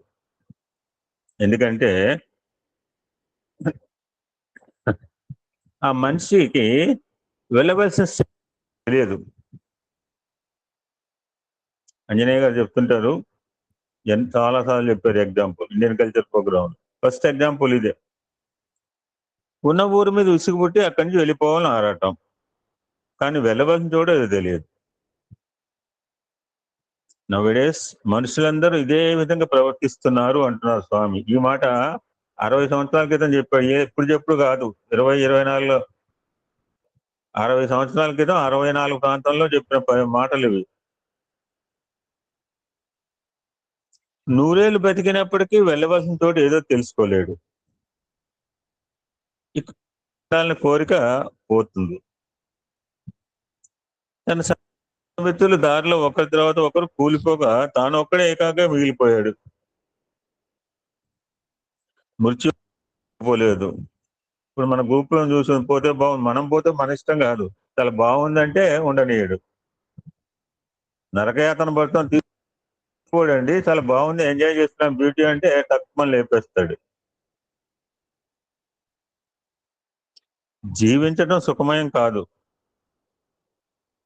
ఐహిక జీవితంలో నిమగ్నులైన వారు ఒక్కరూ సుఖపడలేదు. సుఖదుఖాల ఆటుపోట్లు వస్తుంటాయి, అదృష్టము తరుముతున్నది. ఈ ప్రపంచం అంతా డ్యూయల్సే. ఈ ప్రపంచం అంటే ద్వంద్వ వేదంలో త్రిగుణాత్మకము, ద్వంద్వం, అన్ని ద్వంద్వాలే. సుప్రీం ద్వంద్వం ఏంటంటే అది. మరలా వద్దు, క్వశ్చన్ ఆన్సర్ చాలాసార్లు అడిగే చెప్పారు మీరు. ఒకప్పుడు పూలదండలు, ఇంకొకప్పుడు రాళ్ళ దెబ్బలు ఎదురవుతాయి. చుట్టూ ఉన్న దుర్మార్గం చూస్తుంటే మనసులో అశాంతి చెలరేగుతుంది. ఎన్నో రకాల ఆదుర్దాల వల్ల నిద్ర సుఖం కరువైపోతాయి. నల్లుల మంచం మీద పడుకున్న వాటి స్థితిలాగా ఉంటుంది. ఇప్పుడంటే తెలీదు, ఒకప్పుడు అందరూ కూడా నల్లుల మంచాల మీద పడుకున్న వాళ్ళు. నల్లులు అంటే నాకు తెలియదు అంటే మీరు గొప్పవాళ్ళే. మేమంతా నల్లుల మంచాల మీద పడుకున్న వాళ్ళమే. నేను అర్ధరాత్రి, నాకు అప్పటి నుంచి సేవ ఇస్తామండి. ఎందుకంటే మేము 7 ఫ్యామిలీ. అర్ధరాత్రి లేచి, నాకు అప్పటి నుంచే ఈ రోగమేమో అర్ధరాత్రి లేవటం. లేచి అందరూ మంచాలు చూసి పాపం కదులుతుంటే, చిన్నపిల్ల కదండి, మేము కుటుంబాలు పైన ఉన్నాం, కిందంతా బచ్చగాళ్ళే. వాళ్ళు కదులుతున్నారంటే నల్లి కొడితే కదులుతారు. ఇంత ఉత్తగా ఎందుకు కదులుతారండి? నిన్న చూడండి పాపం, ఈ మిలిటరీ వాళ్ళు అక్కడ కేరళలో సాయం చేద్దామని పోయి ఎట్లా పడుకున్నారు ఒకళ్ళ మీద ఒకళ్ళు. ఏసీలు లేవు, రూములు లేవు, నిద్ర వచ్చిన వాడు ఎట్లా పడుకుంటాడు. నా పరిస్థితి ఇది. అందువల్ల తప్పించుకొని బాధలకు దూరంగా పోవాలనుకుంటాడు, కానీ ఎక్కడికి వెళ్ళాలో అతను తెలియదు కదా. అటువంటి ఎక్కడికి వెళ్ళాలో గురువు తెలపగలడు. నేను గురు పూర్ణమే పక్కన పెట్టి ఇది తీసుకుంటే టాపిక్ చూడండి ఎలా ఉంది. కానీ ఆ కోసం బాధ్యత నీదే. దారి వెంబడి అడుగు సాగిస్తూ గమ్యం నువ్వే చేరుకోవాలా. గురువు చేర్చలేడు. ఉపాధ్యాయుడు ప్రత్యేకంగా ఎంత నేర్చుకోవాల్సిన బాధ్యత విద్యార్థిదే. స్వామి నాకు ఫలసిద్ధి కలిగింది అంటే ఇక్కడ 2 రకాల ఫలసిద్ధులు ఉంటాయి మనందరం కూడా. అప్రాప్త ప్రాప్తి, ప్రాప్త ప్రాప్తి. కన్ఫ్యూజ్ కావాల్సిన అవసరం లేదు, విన్న మాటలే. అప్రాప్త ప్రాప్తి, ప్రాప్త ప్రాప్తి. నీ దగ్గర లేనిది నువ్వు పొందటం అప్రాప్త ప్రాప్తి. మీకు మైక్ లేకపోతే ఒకటి కొని తెచ్చుకోవటము లేదా అద్దె పుచ్చుకోవటము అప్రాప్త ప్రాప్తి. మీ వద్ద ఉన్నప్పటికీ గుర్తించుకోకుండా లేదని ఊహించిన వస్తువును పొందటమే ప్రాప్త ప్రాప్తి. ఫర్ ఎగ్జాంపుల్, ఒక స్నేహితుడు మీ దగ్గరకు వచ్చి 10 రూపాయలు చేబులు అడుగుతాడు. 10 రూపాయలు చేతిలో లేవని, స్నేహితుని ఆపదలో ఆదుకోలేకపోయాడని మీరు బాధపడతారు. ఒక గంట గడిచాక గీతాపారాయణ చేయాలని కూర్చున్నారు. పుస్తకం తెచ్చేసరికి పుటల నడుమ చాలా దినాల కిందట దాచి మర్చిపోయిన 10 రూపాయల నోటు దొరికింది అనుకోండి. అప్పుడు చాలా సంతోషం కలుగుతుంది. ఆ డబ్బు అది మీ డబ్బు అయినప్పటికీ కొత్తగా సంపదపడతారు. ఇది ప్రాప్తి. నాకు లాటరీలో 1,00,000 కోట్ల రూపాయలు వచ్చిందనుకోండి, నేను ఊహించలేదు.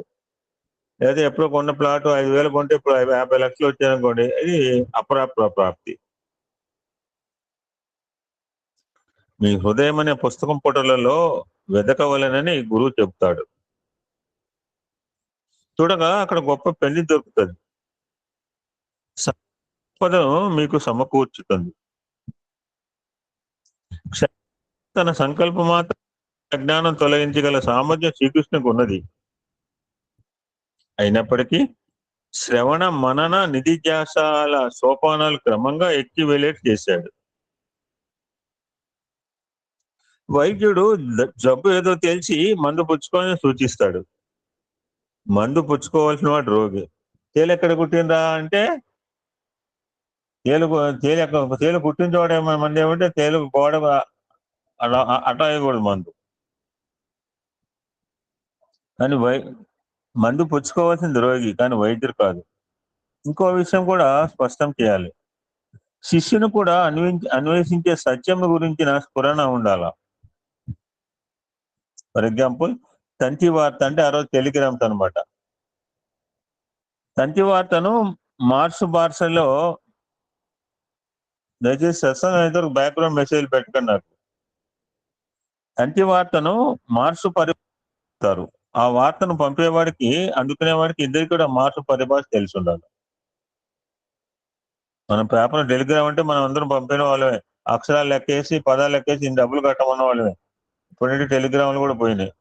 ఆ రోజులే బాగున్నాయి. ఈ వాట్సాప్ దరిద్రపు రోజులు వచ్చిన తర్వాత మానవ సంబంధాలే దెబ్బతిన్నాయి. ఎవరికైనా పెళ్లి కార్డు ఇచ్చేవాడు, ఇప్పుడు పెళ్లి కార్డు కూడా ఏమో వాట్సాప్ లో పంపుతున్నారు. దరిద్రం. ఎంతకంటే దరిద్రం ఏం కావాలి? పెళ్లి కార్డు కూడా వాట్సాప్ లో పంపారంటే ఎంతకంటే దరిద్రం ఏం కావాలండి? నా వద్దకు అనేకులు భిన్నమైన ప్రయోజనాల కోసం వస్తున్నారు.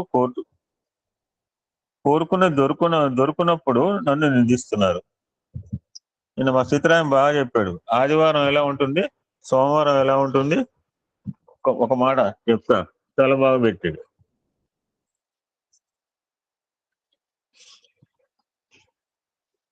మన పరిస్థితి అనమాట. ఈనాటి భక్తులకు సోమవారం విశ్వాసం, మంగళవారం అవిశ్వాసం, బుధవారం సంపూర్ణ విశ్వాసం, గురువారం అసంపూర్ణ విశ్వాసం, శుక్రవారం విశ్వాస రాహిత్యం, శనివారం ఆదివారం సెలవు దినం. ఇక డీప్ గా పోదలుచుకోలేదు. ఇంకా ఉంది సబ్జెక్ట్, చాలా బాగుంది. Beautiful message Siddaramaiah. అక్కడ అటువంటి పెట్టండి. యూజ్ అయితే నా టైం వేస్ట్, మీ టైం వేస్ట్. ఏదో పెట్టాలనుకోకుండా it should be acceptable to me. తన పురోగతికి దోహదం చేయని కోరికలను, నన్ను అదే కోరికలను తాము పోవటం తెలుసుకోలేకపోతున్నారు. మీ గది చీకటిగా ఉంటే సూర్యుడిని తప్పుపడతారు ఎందుకు? So the title of the topic is మీ ప్రాంగణంలోనే సూర్యుడు. అది ఈ సత్సంగం హెడింగ్. ద్వారాలన్నీ తెరవండి. గడపల్లో ఎదురు చూస్తున్న సూర్యుడు తన ప్రకాశంతో నీ గది నింపేస్తాడు. భగవాన్ పొందడానికి మీరు తెలివితేటలు ఉపయోగించాలి. అదే పురుషకారం. పురుషకారం అంటే పురుషకారం, స్త్రీకారం 2 రకాలు లేదు. పురుషకారం అంటే మానవ ప్రయత్నం. గురుగారు తన బట్టలు త్వరగా ఆరబెట్టి తీసుకురమ్మన్నాడు. కానీ బట్టల తడి ఆరకపోవడం వల్ల ఆలస్యం అవుతుంది. ఏం చేయాలో శిష్యుడికి తోచలేదు. గురుగారు బట్టలు ఉతికి ఆశ్రమంలో త్రాడు కట్టి ఆరవేశాడు. 4 మడతలు వేసి ఆరబెట్టాడు. కాబట్టి ఇంకా తడిగా ఉన్నాయి.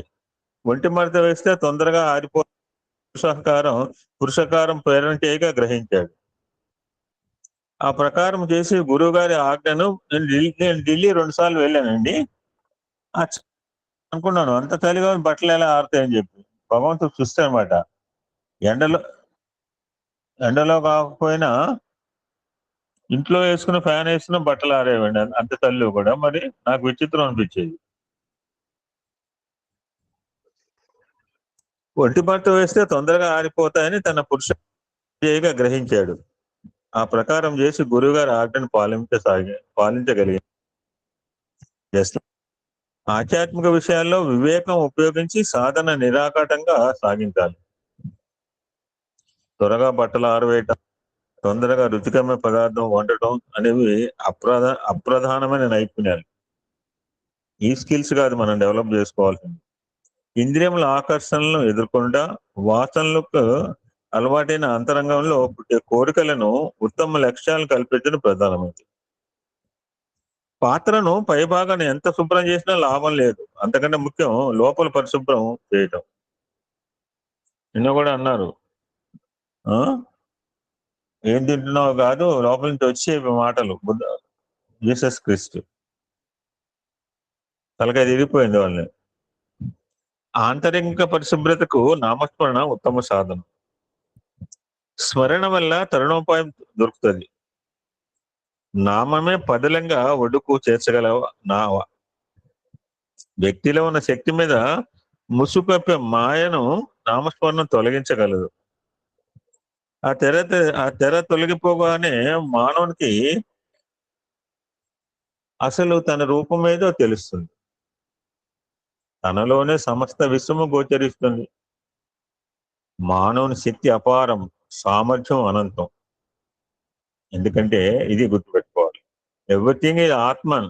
ఈ ఆత్మని ఎక్కడి నుంచి వచ్చింది కాదు. ఆత్మ పరమాత్మ బోత్ ఆర్ సేమ్. డిఫరెంట్ అయితే మనకి ఎంత చెప్తున్నా స్వామి. మన దగ్గర అపారమైన శక్తి ఉంది, సామర్థ్యం అనంతమైంది, వాడుకోవట్లేదు. మన బుర్రను ఎంత వాడుకున్నాం చెప్పండి. పెద్ద గొప్ప వాళ్ళే ఒక శాతం 2% గొప్ప గొప్ప ఐక్యూ ఉన్నవాళ్ళు మనం ఎంత బాడుకొని చేస్తుంది. మనం ఏదో ఒక పేజీ 2 పేజీలు చదివాక అమ్మో అలసిపోయామే, బుర్ర ఏం హీట్ ఎక్కదు. బుర్ర ఏం హీట్ ఎక్కదు. 24 గంటలు చదివినా బుర్ర హీట్ ఎక్కదండి బాబు. ఎందుకంటే అనంత సాగరంలో మానవుడు ఒక తరంగం. కొంచెం ఆలోచించడానికి పొనుకుంటే మీకు ఈ విషయం మీకే విషదం అవుతుంది.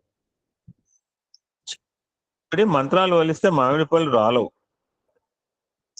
పెద్ద కర్ర తీసుకుని గుత్తులుగా ఉన్న పళ్ళు కోయాలి. వివేకం అనే కర్రను ఈ విశ్వం అనే సమస్య మీదకి విసిరితే అప్పుడు ఫలం అందుతుంది.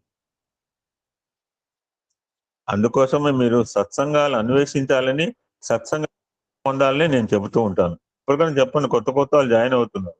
ఇప్పుడు కూడా చాలా మంది తెలియదు. పుట్టపోతే ఆయన నా మీద ప్రేమతో మీ మీద ప్రేమతో పెట్టాడు కానీ చాలా మంది తెలియదు అహంతత్వబోధ. ఆధ్యాత్మిక వీరుల సరసన ఉన్నప్పుడు మీరు దుష్ట శక్తులతో సాహసంగా పోరాడి విజయం పొందడానికి ఎక్కువ అవకాశం కలుగుతుంది.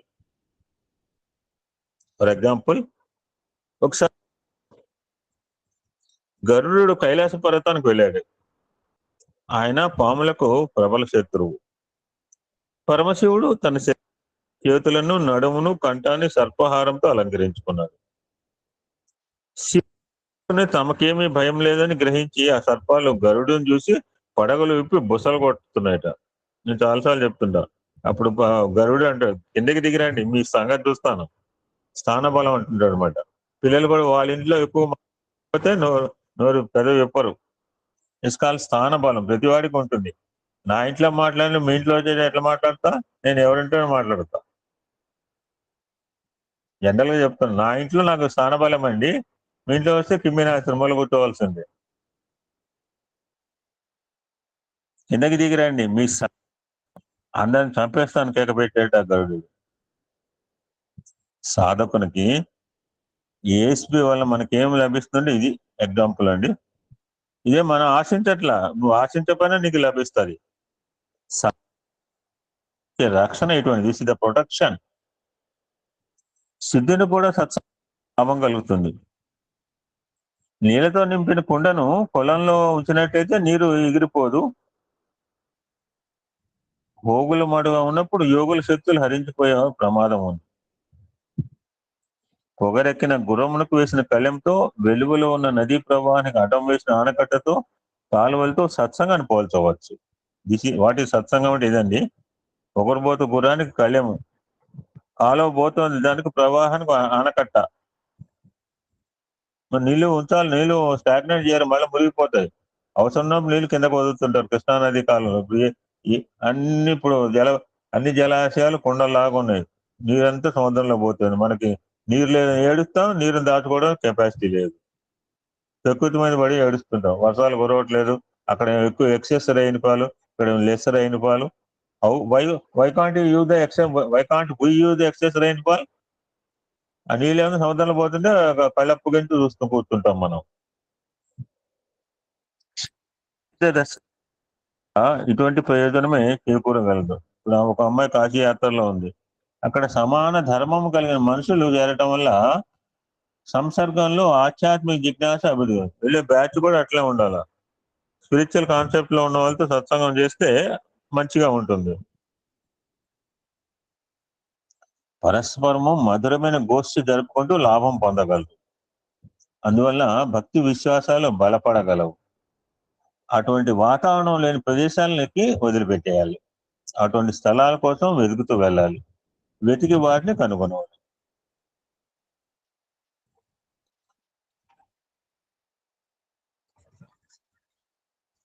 మీరు పుచ్చుకునే ఆహార విషయంలో శ్రద్ధ వహించాలి. జిహ్వేంద్రియాలు, గుహ్యేంద్రియాలు మనిషికి ప్రబల శత్రువులు.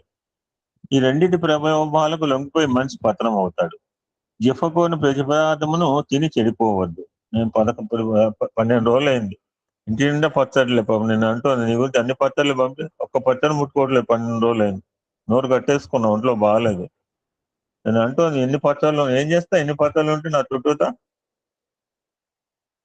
జిహ్వకోని ప్రతి పదార్థమును తిని చెడిపోవద్దు. ఇంకా అప్పటికి నేను ఆగలేక ఒక పెసరావకాయని పంపించింది. దాంట్లో అసలు కారం లేదని నిన్న వేసింది అనమాట, కొంచెం ఆగలేక. జిఫ చాపల్యమునకు ఇంద్రియ చాపల్యమునకు లొంగిపోవద్దు. సాత్విక ఆహారమును సాత్విక ప్రభావం కలవారి పంక్తిలో భుజించాలి. ఆహారాన్ని మితంగా పుచ్చుకుంటూ ఇంద్రియములను మీ అదుపులో ఉంచుకోవాలంటున్నారు. మీ కోరికలు ఎక్కువ పెరగకుండా ఉండాలి స్వామి. Less luggage more comfort. వివేకంతో ఆలోచించి అనవసరమైన మమకార బంధాలు భోగాలు విసర్జించండి. నేను చిత్రాన్ని చెప్పిన దాంట్లో నీకేం కావాలంటే కొంచెం టైం కావాలి స్వామి, నా లిస్ట్ చెప్పాడు. ఎందుకంటే మనకు పులిహేడు చేంత లిస్ట్ అని కూడా చెప్పాడు నేను చిత్రం మీద చెప్పిన దాంట్లో.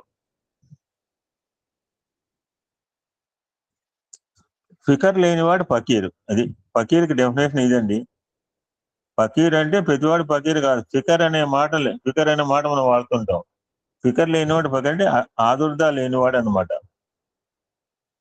కోరికల మూలంగానే ఆదుర్దాలు, చింతలు. కోరికలు తీర్చుకోవడానికి పదే తిప్పలు, ఆశించినంతగా కోరికలు తీరవేమని భయము, వీటి వల్ల మనసుకు అశాంతి, చింత. సో కోరికలు తగ్గించుకుంటే ఆటోమేటిక్ చింతలు కూడా తగ్గుతాయి. మీరు హృదయం నిండా కోరికలు మూట కట్టుకుని ప్రశాంతి లేని వరండాలో గుంపులుగా చేరుతున్నారు. మీతో ప్రత్యేకంగా సంభాషించాలని, మీ కోరికలన్నీ నేను తీర్చాలని ఆశపడుతున్నారు. కోరికలు బరువు మూటలు మోస్తారు ఎందుకు? భగవంతుని అనుగ్రహం సంపాదించాలి ఏకైక వాంఛ అనే బరువు మోయండి. మీకు ఏది శుభంకరమో దాన్ని ఆయన ప్రసాదిస్తాడు. దక్కిన భారం అంతా భగవంతునికి వదలండి. బ్యూటిఫుల్ ఎగ్జాంపుల్ చెప్తున్నారు ఇక్కడ. ఒక మనుమడు తాతగారి ఒళ్ళో చేరి, తాత నువ్వు నన్ను ప్రేమిస్తున్నావా అని వింతగా ప్రశ్నించాడు. తాత వెంటనే నీ మీద నాకు చాలా ప్రేమ అని బదులు చెప్పాడు. నీకు దేవుడి మీద ప్రేమ ఉందా అని మనవడు మళ్ళీ ప్రశ్న వేశాడు. ఉంది అని తాత జవాబు చెప్పాడు. దేవుడు ప్రేమిస్తే నన్ను ప్రేమించలేవు, ఒకేసారి ఇద్దరిని సమానంగా ప్రేమించలేవు అన్నాడు మనవడు.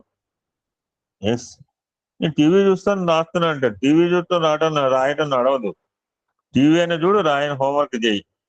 అది చూస్తూ చేస్తానంటే నడవదు. అది నిజమే. రెండింటిలో ఒకదాన్ని ఎంచుకోవాలా. ప్రకృతిని ప్రేమిస్తే భగవంతుని ఉపేక్షించాలి. భగవంతుని ప్రేమించినప్పుడు ఈ ప్రకృతి ఆయన ధరించిన వస్త్రం తెలుసుకోగలడు. కర్మలు చేయండి, కానీ వాటి ఫలాల కోసం ప్రాకులాడవద్దు. ఏదైనా ధర్మ సంస్థకు విరాళం ఇచ్చినప్పుడు తగినంత గుర్తింపు పేరు రాలేదని ఫిర్యాదు చేయకండి. దుష్ఫలములైన ఆరగించవలసిన భోక్తలు మీరే.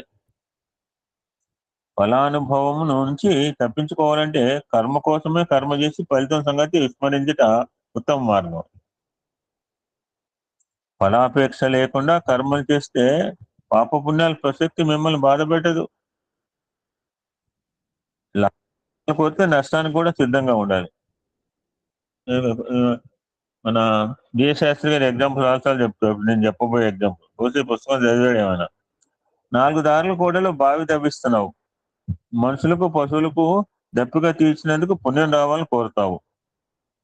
పొరపాటున ఎవడైనా అందులో పడి ప్రాణం కోల్పోతే వచ్చే అపఖ్యాతి కూడా నువ్వు భరించక తప్పదు. చాలాసార్లు చెప్పారు ఈ మాట. విన్నారు కదా మీరు? బిఏ శాస్త్రి గారు. ఎనీబడి విన్నారా? పుస్తకాలు చదివితే ఎవరైనా గ్రంథాల్లో చెప్పాల్సిందే సార్. కొత్తగా మూట కట్టుకురారు ఎవరు. చదవటము, గుర్తుకు పెట్టుకోవడం, అవసరాన్ని వాడటం అనమాట అది.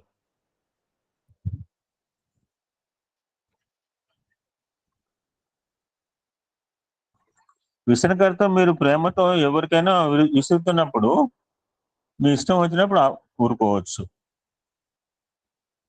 జీతం పుచ్చుకొని పంకాలాగే జవాను ఇష్టం ఉన్నా లేకున్నా ఆ పని చేస్తూ ఉండవలసింది. వాడు బస్సు అనుకుంటాడు, ఎప్పుడు ఆపమంటాడా అని. మనం ఎందుకు ఆపమంటాం? జీతం ఇస్తున్నాం కదా, ఊపు. ప్రతిఫలాక్ష వదిలినప్పుడు మీకు స్వేచ్ఛ కలుగుతుంది. ప్రతిఫలాన్ని అడిగినా పుచ్చుకో కన్ను తప్పడు. కర్మఫల త్యాగంలో ఉన్నది భగవద్గీత కూడా చెప్తున్నారు. కర్మఫల త్యాగంలో ఉన్న రహస్యం ఇది. అన్నిటికంటే ముఖ్యము ఈ జీవితం ఒక కళ. ఇది కళ అండ్ కళ రెండు మాటలు చెప్పాడు. ఒకటి కళ, రెండు కళ్ళ.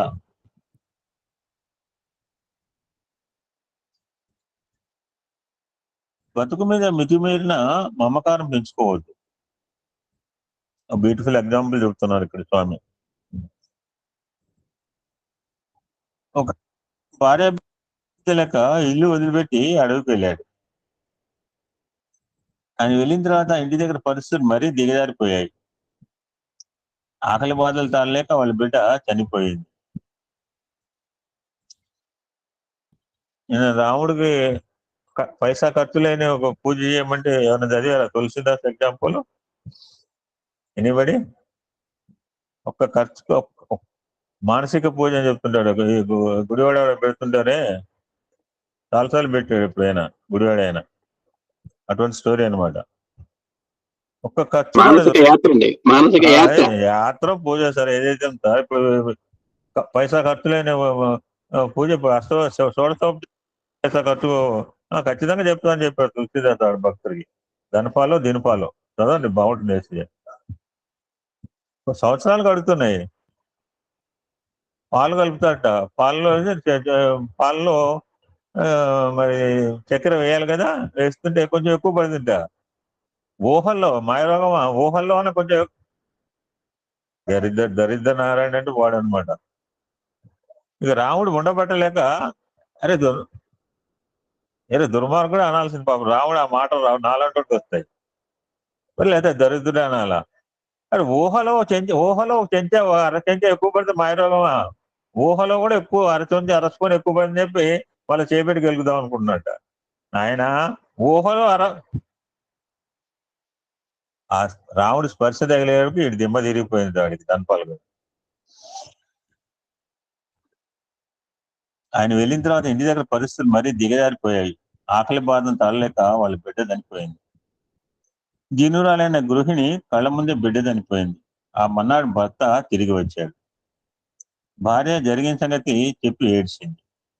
అప్పుడు భర్త అన్నాడు, నేను సత్రంలో నిద్రపోయాను, మంచి కళ వచ్చింది. కళ్ళలో నేను గొప్ప ధనవంతులను, పెద్ద బంగ్లా, 6 చక్కటి బిడ్డలు, తోటలో ఉయ్యాళ్ళు, కుర్చీలు, చాలా మంది దాసీ జనం. కళ్ళు తెచ్చేసరికి అందరూ మాయమైపోయారు. ఇప్పుడు నేను ఎవరి కోసం ఏడ్చేది? పొద్దున పోగొట్టుకున్న 6 బిడ్డ కోసమా ఏడవనా? లేదా నిన్నపోయిన ఈ బిడ్డ కోసం ఏడవనా? ఆ 6 ఇక ఆడుకోరు, ఈ బిడ్డ కూడా ఇక పరుగు తీయదు.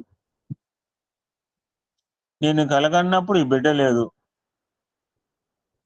నేను కళ్ళు తెరవగానే 6 బిడ్డలు లేరు, ఉన్నది నేను మాత్రమే. అది కళ, ఇది మెలకువ అని తెలుసుకోగలను వాడిని నేను. ఆ నేను ఎవరో తెలుసుకోండి. ఆ నేను అనే భావము, ఆయన అనే భావం ఒకటే. నేను ఆయన నాట్ డిఫరెంట్. ఎవరు అన్నప్పుడు నేనండి, మీరంటే ఆయన అని చెప్తాను. బోత్ నేను ఆయన బోత్ ఆర్ ఈక్వల్. నేను అనే భావము ఆయన అనే భావం ఒక్కటే అని గ్రహించండి. తీవ్రమైన సాధన చేస్తే ఆ సత్యం గ్రహించగలరు. అహంకారం నుంచి మొలకు వచ్చే కామ, క్రోధ, అసూయాల చేత కలంకితం కాకూడదు మీ సాధన. క్రోధం రెచ్చిపోయినప్పుడు మిమ్మల్ని పిశాచం ఆవేశించినట్లుగా ముఖం అసహ్యంగా భయంకరంగా మారుతుంది. ప్రమాదం వస్తుందని సూచించే బల్బు ఎర్రగా వెలుగుతుంది. అట్లాగే ఎరుపెక్కిన కళ్ళు, ముఖము, క్రోధావేశం. ఆ సూచన గుర్తించి మీరు ఏకాంత ప్రదేశానికి వెళ్ళి మీ ఇష్టం వచ్చినట్లు తిట్లు ఉపయోగించండి. అసూయ, ద్వేషాలు కూడా అహంభావం నుంచి వస్తాయి. బట్ జాగ్రత్తగా అదుపు చేసుకోవాలి. వివేకం పెరిగితే అహంభావం రాలిపోగలదు. ఫర్ ఎగ్జాంపుల్, కప్పపిల్లి పెద్దది కాగానే తోకపోయినట్లు దానంతరం రాలిపోవాలి. కత్తిరిస్తే కప్పపిల్లి చచ్చిపోతుంది. అహంభావాన్ని గురించి ఆలోచిస్తూ కూర్చోవద్దు. వివేకము, విజ్ఞానం అది. అహంభావం ఉందా నాలో, అహంభావం ఉందా, ఇదే పొద్దున్నే ఇదే. డోంట్ థింక్ అప్పుడు అహంభావం. మనం చేయాల్సింది ఏంటి? వివేకాన్ని, విజ్ఞానాన్ని డెవలప్ చేసుకోవాలి. అప్పుడు అహంభావం ఉన్న దాని మీద కప్పతోక రాలిపోతుంది. విషయ ప్రపంచం అంతా అశాశ్వతం అని తెలుసుకుంటే అహంకారం అనే తోక మరి కనపడదు. నేను రేపటి దినం కూడా ప్రసంగిస్తాను. నా మాటలు కాదు స్వామి. ఇంకా మీరు వెళ్ళి భోజనాలు చేయండి, మీకు కూడా టైం అవుతుంది. పాపం 3 గంటల నుంచి ఇక్కడ కూర్చునే ఉన్నారు. శరీరాన్ని కూడా మీరు శ్రద్ధగా పోషించుకోవాలని నేను హెచ్చరిస్తూ ఉంటాను. దైవ దర్శనం పొందటానికి శరీరం ఒక పరికరం. కాబట్టి నా హెచ్చరికకు వ్యతిరేకంగా నడుచుకునేట్టుగా నేను చేయకూడదు కదా.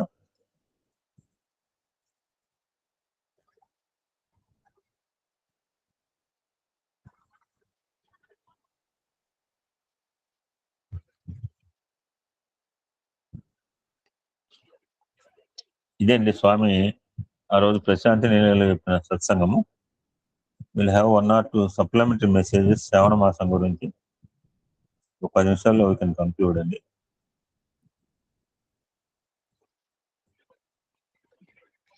నాకు సమయం చిక్కినప్పుడల్లా I will try to narrate this. పేపర్లు చిరిగిపోతున్నాయి, గట్టిగా ముట్టుకుంటే పేపర్ చూద్దాం. సో నాకు సమయం చిక్కినప్పుడల్లా కంటిన్యూ చేసి లోపల బీరోలో భద్రంగా దాచిపెట్టాలి ఈ పేపర్స్ ని.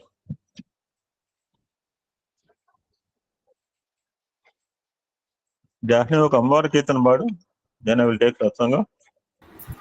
సాయిరామ్.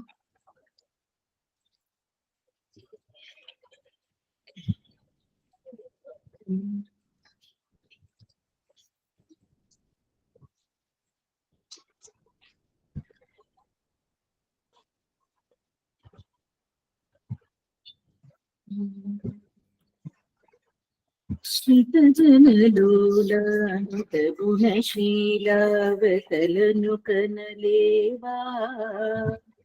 శ్రీతజనలోలానుత గుణశీలావతలను కనలేవా. కనక దుర్గమాత మము కనికరింపరావా. కనక దుర్గమాత మము కనికరింపరావా. అమ్మాని నిన్ను పిలచినంతని ఆదుకొందువని నమ్మెదను. అమ్మాని నిన్ను పిలచినంతని ఆదుకొందువని నమ్మెదను. కరుణాభరణ దీన శరణ్య బిరుదులు నిజమని తలచెదను. బిరుదులు నిజమని తలచెదను. శ్రీతజనలోలానుత గుణశీల వెతలను కనలేవా. కనక దుర్గమాత మము కనికరింపరావా. ఇంద్రకీలమున చంద్రధరునితో మసలుచుంటివా మధులహరి. ఇంద్రకీలమున చంద్రధరునితో మసలుచుంటివా మధులహరి. కృష్ణా నదిని కరుణ విజయమున గానము సేయును కాదంబరి. కృష్ణా నదిని కరుణ విజయమున గానము సేయును కాదంబరి. నిఖిల విశ్వములు నీ నామముని నినదింతునులే నీలాంబరి. నిఖిల విశ్వములు నీ నామముని నినదింతునులే నీలాంబరి. దయామయి సర్వకృపామయి అని మనసున తలచితి మహేశ్వరి. నిన్ను మనసున తలచితి మహేశ్వరి. శ్రీతజనలోలానుత గుణశీల వెతలను కనలేవా. కనక దుర్గమాత మము కనికరింపరావా. మహాకాళిక మహాసరస్వతి మహాలక్ష్మివి నీవు కదా. మహాకాళిక మహాసరస్వతి మహాలక్ష్మివి నీవు కదా. హృదయములోని మృదుల పదములను నిలిపితి జననీ నేను సదా. హృదయములోని మృదుల పదములను నిలిపితి జననీ నేను సదా. నీ గుణ కీర్తన నిరతము చేసి పరవశించని బ్రతుకు వృధా నీ గుణ కీర్తన నిరతము చేసి పరవశించని బ్రతుకు వృధా సుధలను కురిసి చూపుల వెన్నెల నాశము చేయును నాధు వ్యధ నాశము చేయును నాదు వ్యధ శ్రిత జనలోల నుత గుణశీల వెతలను కనలేవా కనక దుర్గమాత మము కనికరింపరావా అమ్మాని నిన్ను పిలచినంతని ఆదుకొందువని నమ్మెదను అమ్మాని నిన్ను పిలచినంతని ఆదుకొందువని నమ్మెదను కరుణాభరణ దీన శరణ్య బిరుదులు నిజమని తలచెదను బిరుదులు నిజమని తలచెదను శ్రిత జనలోల నుత గుణశీల వెతలను కనలేవా కనక దుర్గమాత మము కనికరింపరావా కనక దుర్గమాత మము కనికరింపరావా కనక దుర్గమాత మము కనికరింపరావా. సాయిరామ్. గౌరీ మాతా మహేశ్వరి శాంబ వినోదిని శివ సాయి శంకరి శాంబ వినోదిని శివ సాయి శంకరి శాంబ వినోదిని శివ సాయి శంకరి శాంబ వినోదిని శివ సాయి శంకరి అఖిలాండేశ్వరి రాజరాజేశ్వరి దయాసాగరి పరమ కృపాకరి. అమ్మవారు దయాసాగరి అండి. శ్రావణ మంగళవారం రోజండి, ఫస్ట్ మంగళవారం. అమ్మవారి కథను తెలుసుకునే ప్రయత్నం చేద్దాం. పూర్వం కృతయుగంలో దేవతలు రాక్షసులు కలిసి అమృతం కోసం క్షీరసాగరం మదనం చేసే సమయాన అమృతానికంటే ముందు అగ్నిజ్వాలలు కక్కుతూ కాలకోట విషం పుట్టుకొచ్చింది. దాన్ని చూసి భయకంపితులైన దేవదానులు పరమేశ్వరుని శరణు వేడారు. ఆ సమయంలో పరమేశ్వరుడు మందహాసంతో చిరునవ్వు నవ్వి, ఇప్పుడు నేనేం వాట్ కింగ్ కర్తవ్యం, ఏం చేయాలి అన్నట్లు పార్వతి వైపు చూశాడు. ఆ సర్వరూపైన జగన్మాత భర్త చూపులను ఆంతర్యం ఏమిటో గ్రహించింది. కొంతమంది భార్యాభర్తల చూపులు ఇలానే ఉంటాయి, మాటలే ఉండవు. వేరే అనిదా భావించకండి, మీకు ఇదే పని అని చెప్పి. నాకు ఇదేం పని కాదు. బయట గమనిస్తుంటే అన్ని కనపడుతుంటాయి, కళ్ళు మూసి కూర్చుంటే ఏం తెలుస్తావు మనకి. You should try to understand everything from the society. అసలు నోరిప్పరు, కార్యక్రమాలన్నీ అయిపోతుంటాయి, అరుస్తుంటారు, పనులు కావు. ఇదొక ఫ్యామిలీ. దేవతలైనా దానవులైనా మానవులైనా మన భక్తులే కదా. మన బిడ్డలకు ఆపదలు కలిగినప్పుడు మనం కాక ఎవరు రక్షిస్తారు అని భావించి స్త్రీల సౌభాగ్య సంపదను కాపాడే ఆ సర్వమంగళ స్వరూపిణి తన మాంగళ్య సౌభాగ్యంపై ప్రగాఢ విశ్వాసం ఉంచి లోక వినాశనానికి కారణభూతమైన ఆ భయంకరమైన కాలకూడ విషయాన్ని తన భర్త ఎప్పుడన్నా తాగిస్తాడని అనుమతి ఇచ్చింది అని పురాణాల చెప్తున్నాయి. అటువంటి కరుణాంతరమూర్తి పార్వతీదేవి, అటువంటి సర్వమంగళ స్వరూపైన భవాని, అటువంటి అమ్మవారిని కొత్తగా పెళ్ళైన స్త్రీలు శ్రావణ మాసంలో తొలి మంగళవారంతో మంగళగౌరి వ్రతాన్ని విధిగా ప్రారంభించి, మీరంతా చేసిన వాళ్ళే చాలా మంది 5 సంవత్సరాలుగా దీక్షగా ఆచరించాలి.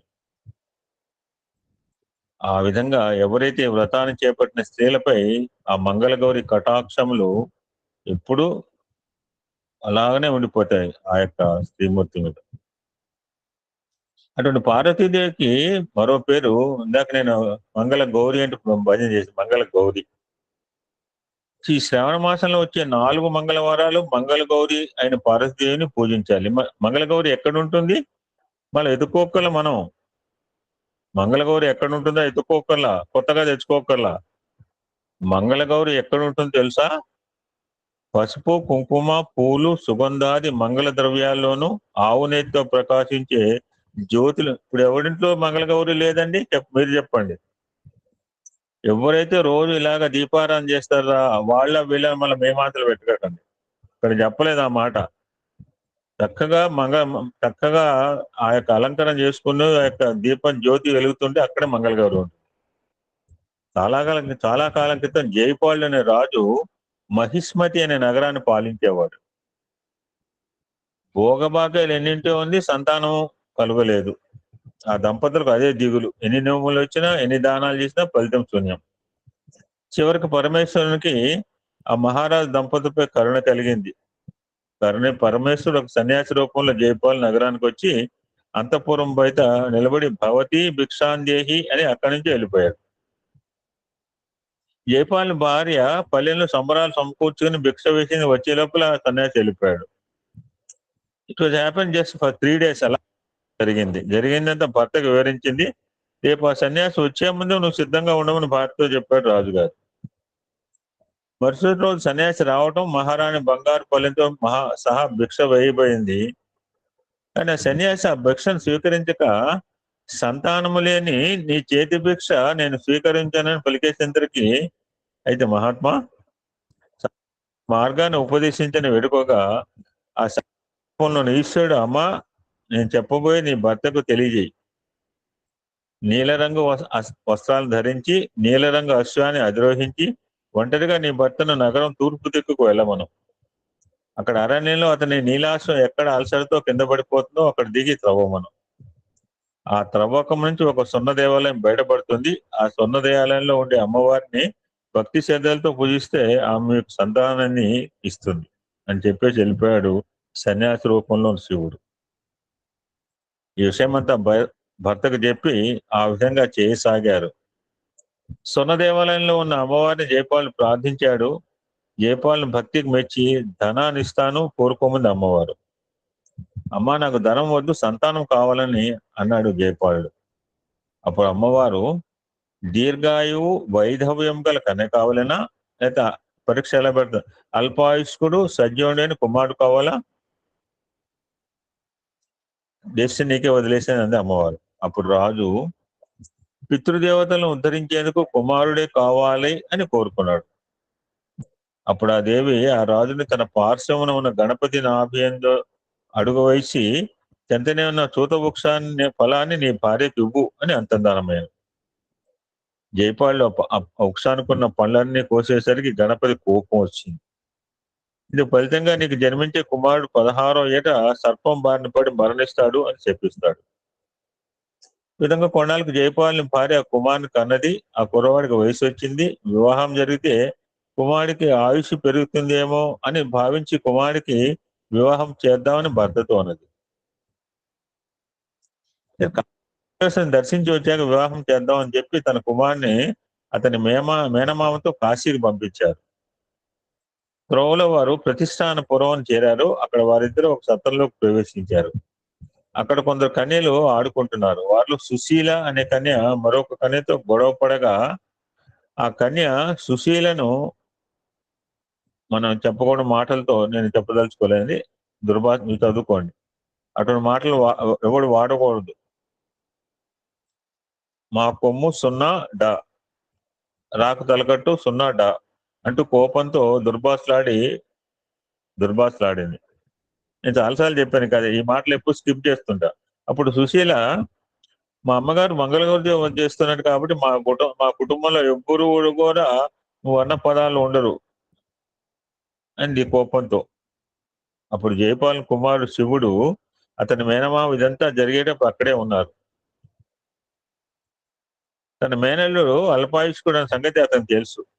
మా ఇంట్లో పైన చెప్పిన పదాలు ఎవరు ఉండరు, మా అమ్మ శ్రావణ మంగళగిరి వ్రతం చేస్తుంటది అన్న సుశీల మాట వినేసరికి ఈ శివుని మేనమామకు ఒక ఉపాయం దోస్తుంది. ఆ కుర్రాడి పేరు శివుడు అనమాట. సుశీలను శివుడికి వివాహం చేస్తే అతనికి తప్పకుండా మంగళగౌరీదేవి అనుగ్రహం లభించి పరిపూర్ణ ఆయుష్కు అవుతాడని భావిస్తాడు. మేనల్లుడు శివునితో సహా శివుని మేనమామ, ధ్యానంలో ఉన్న సుశీల తల్లిదండ్రులు వద్దకు చేరి శివుడనే బాలుడు నీ కూతురికి తగిన భర్త అని దేవుని వాక్యముగా వారిని నమ్మిస్తాడు. ఏ అబద్ధాలైనా పెళ్లి చేయమని బహుశా అప్పటి నుంచి ఇంప్లిమెంట్ చేస్తున్నారు. దాంతో సుశీల శివుల వివాహం జరిగిపోయింది. పెళ్ళైన కొత్త దంపతులు ఆ రాత్రి బ్రహ్మచర్య వ్రతాన్ని పాటిస్తారు. మంగళగౌరీదేవి ముత్తైదు రూపంలో సుశీల కల్లో కనపడిన నీ భర్త అల్పాయుష్కుడు, ఈ రాత్రితో అతను చెల్లింది, ఈ దోషానికి మార్గం చెప్తాను విను అని ఈ విధంగా చెప్పింది. కొద్దిసేపట్లో ఒక కృష్ణ సర్పము నీ భర్తను కలవటానికి వస్తుంది. వెంటనే నీవు నిండా పాలు ఉన్న కుండను దాని ముందు ఉంచు. అప్పుడు ఆ పాము ఘటంలోకి ప్రవేశించాక వస్త్రంతో ఆ కుండ మూతిని గట్టిగా కట్టి ఉదయాన్నే దాన్ని నీ తల్లికి వాయనం ఇవ్వు. దాంతో నీ భర్తకు ఆ గండం తప్పిపోతుంది అని అంతర్ధానం అవుతుంది. శివుడు తన మేనమామతో కాశీయాత్ర పూర్తి చేసుకుని తిరుగు ప్రయాణంలో భార్య సుశీలను తన ఇంటికి తీసుకుని వెళ్తాడు. విషయం తెలుసుకుందామని శివుడు సుశీలను తన ఆయువు ఎలా పెరిగిందని అడుగ్గా అంతా శ్రావణ మంగళగౌరి వ్రతం ప్రభావం అని చెప్పింది. ఈ విధంగా కృష్ణ పరమాత్మ ఈ కథను ఇందాక ద్రౌపది అంటే ఎంత ఇష్టం చూడండి, ఆ ద్రౌపది చెప్పాట. ఓం శాంతి శాంతి శాంతి అండి. రెండు పవిత్రమైన మాసం శ్రావణ మాసం ఉంది. ఆ స్థితికారకుడు మహావిష్ణువుకి ఆయన దేవి అత్యంత ప్రీతికరమైన మాసం అండి. ఈ నెల అంతా కూడా ఎన్నో వ్రతాలు, నోములు, పూజలతో నిండి ఉంటుందండి. పూర్ణం నాడు చంద్రుడు శ్రవణ నక్షత్రంలో ఉంటాడు కనుక దీనికి శ్రావణ మాసం అని పేరు వచ్చింది. దట్టు శ్రీ మహావిష్ణు జన్మ నక్షత్రం శ్రవణ నక్షత్రంతో ఏర్పడిన శ్రీ మహావిష్ణువు చేసే పూజలు అత్యంత ఫలప్రదం అండి. అమ్మవారి పూజ అనుకోండి, లక్ష్మీనారాయణ బోత్. ఈ మాసం అంతా పండుగలేనండి. మంగళగౌరి వ్రతము, వరలక్ష్మి వ్రతము, నాగ చతుర్థి, పుత్రద ఏకాదశి, రాఖీ పౌర్ణమి, హైగ్రీవ జయంతి, రాఘవేంద్ర జయంతి, శ్రీకృష్ణాష్టమి, కామిక ఏకాదశి, పోలాల అమావాస్య 11 ఫెస్టివల్స్ వస్తాయండి. మంగళగౌరి వ్రతం అంటే 4 శుక్రవారాలు అన్ని కూడా మంగళగౌరి, అన్ని కూడా వరలక్ష్మి వారాలే. I can put the message, చదువుకోండి. ఓం శాంతి శాంతి శాంతికి. సమస్త లోకా సుఖినో భవంతు, లోకా సమస్త సుఖినో భవంతు. ఓం శాంతి శాంతి శాంతి.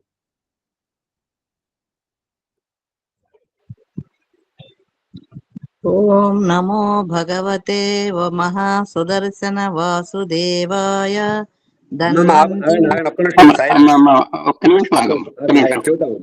One minute. ధన్వంతరి అన్న తర్వాతనే మొదలు పెట్టాలి నువ్వు. సాయిరామ్ తల్లి. సాయిరామ్ అండి.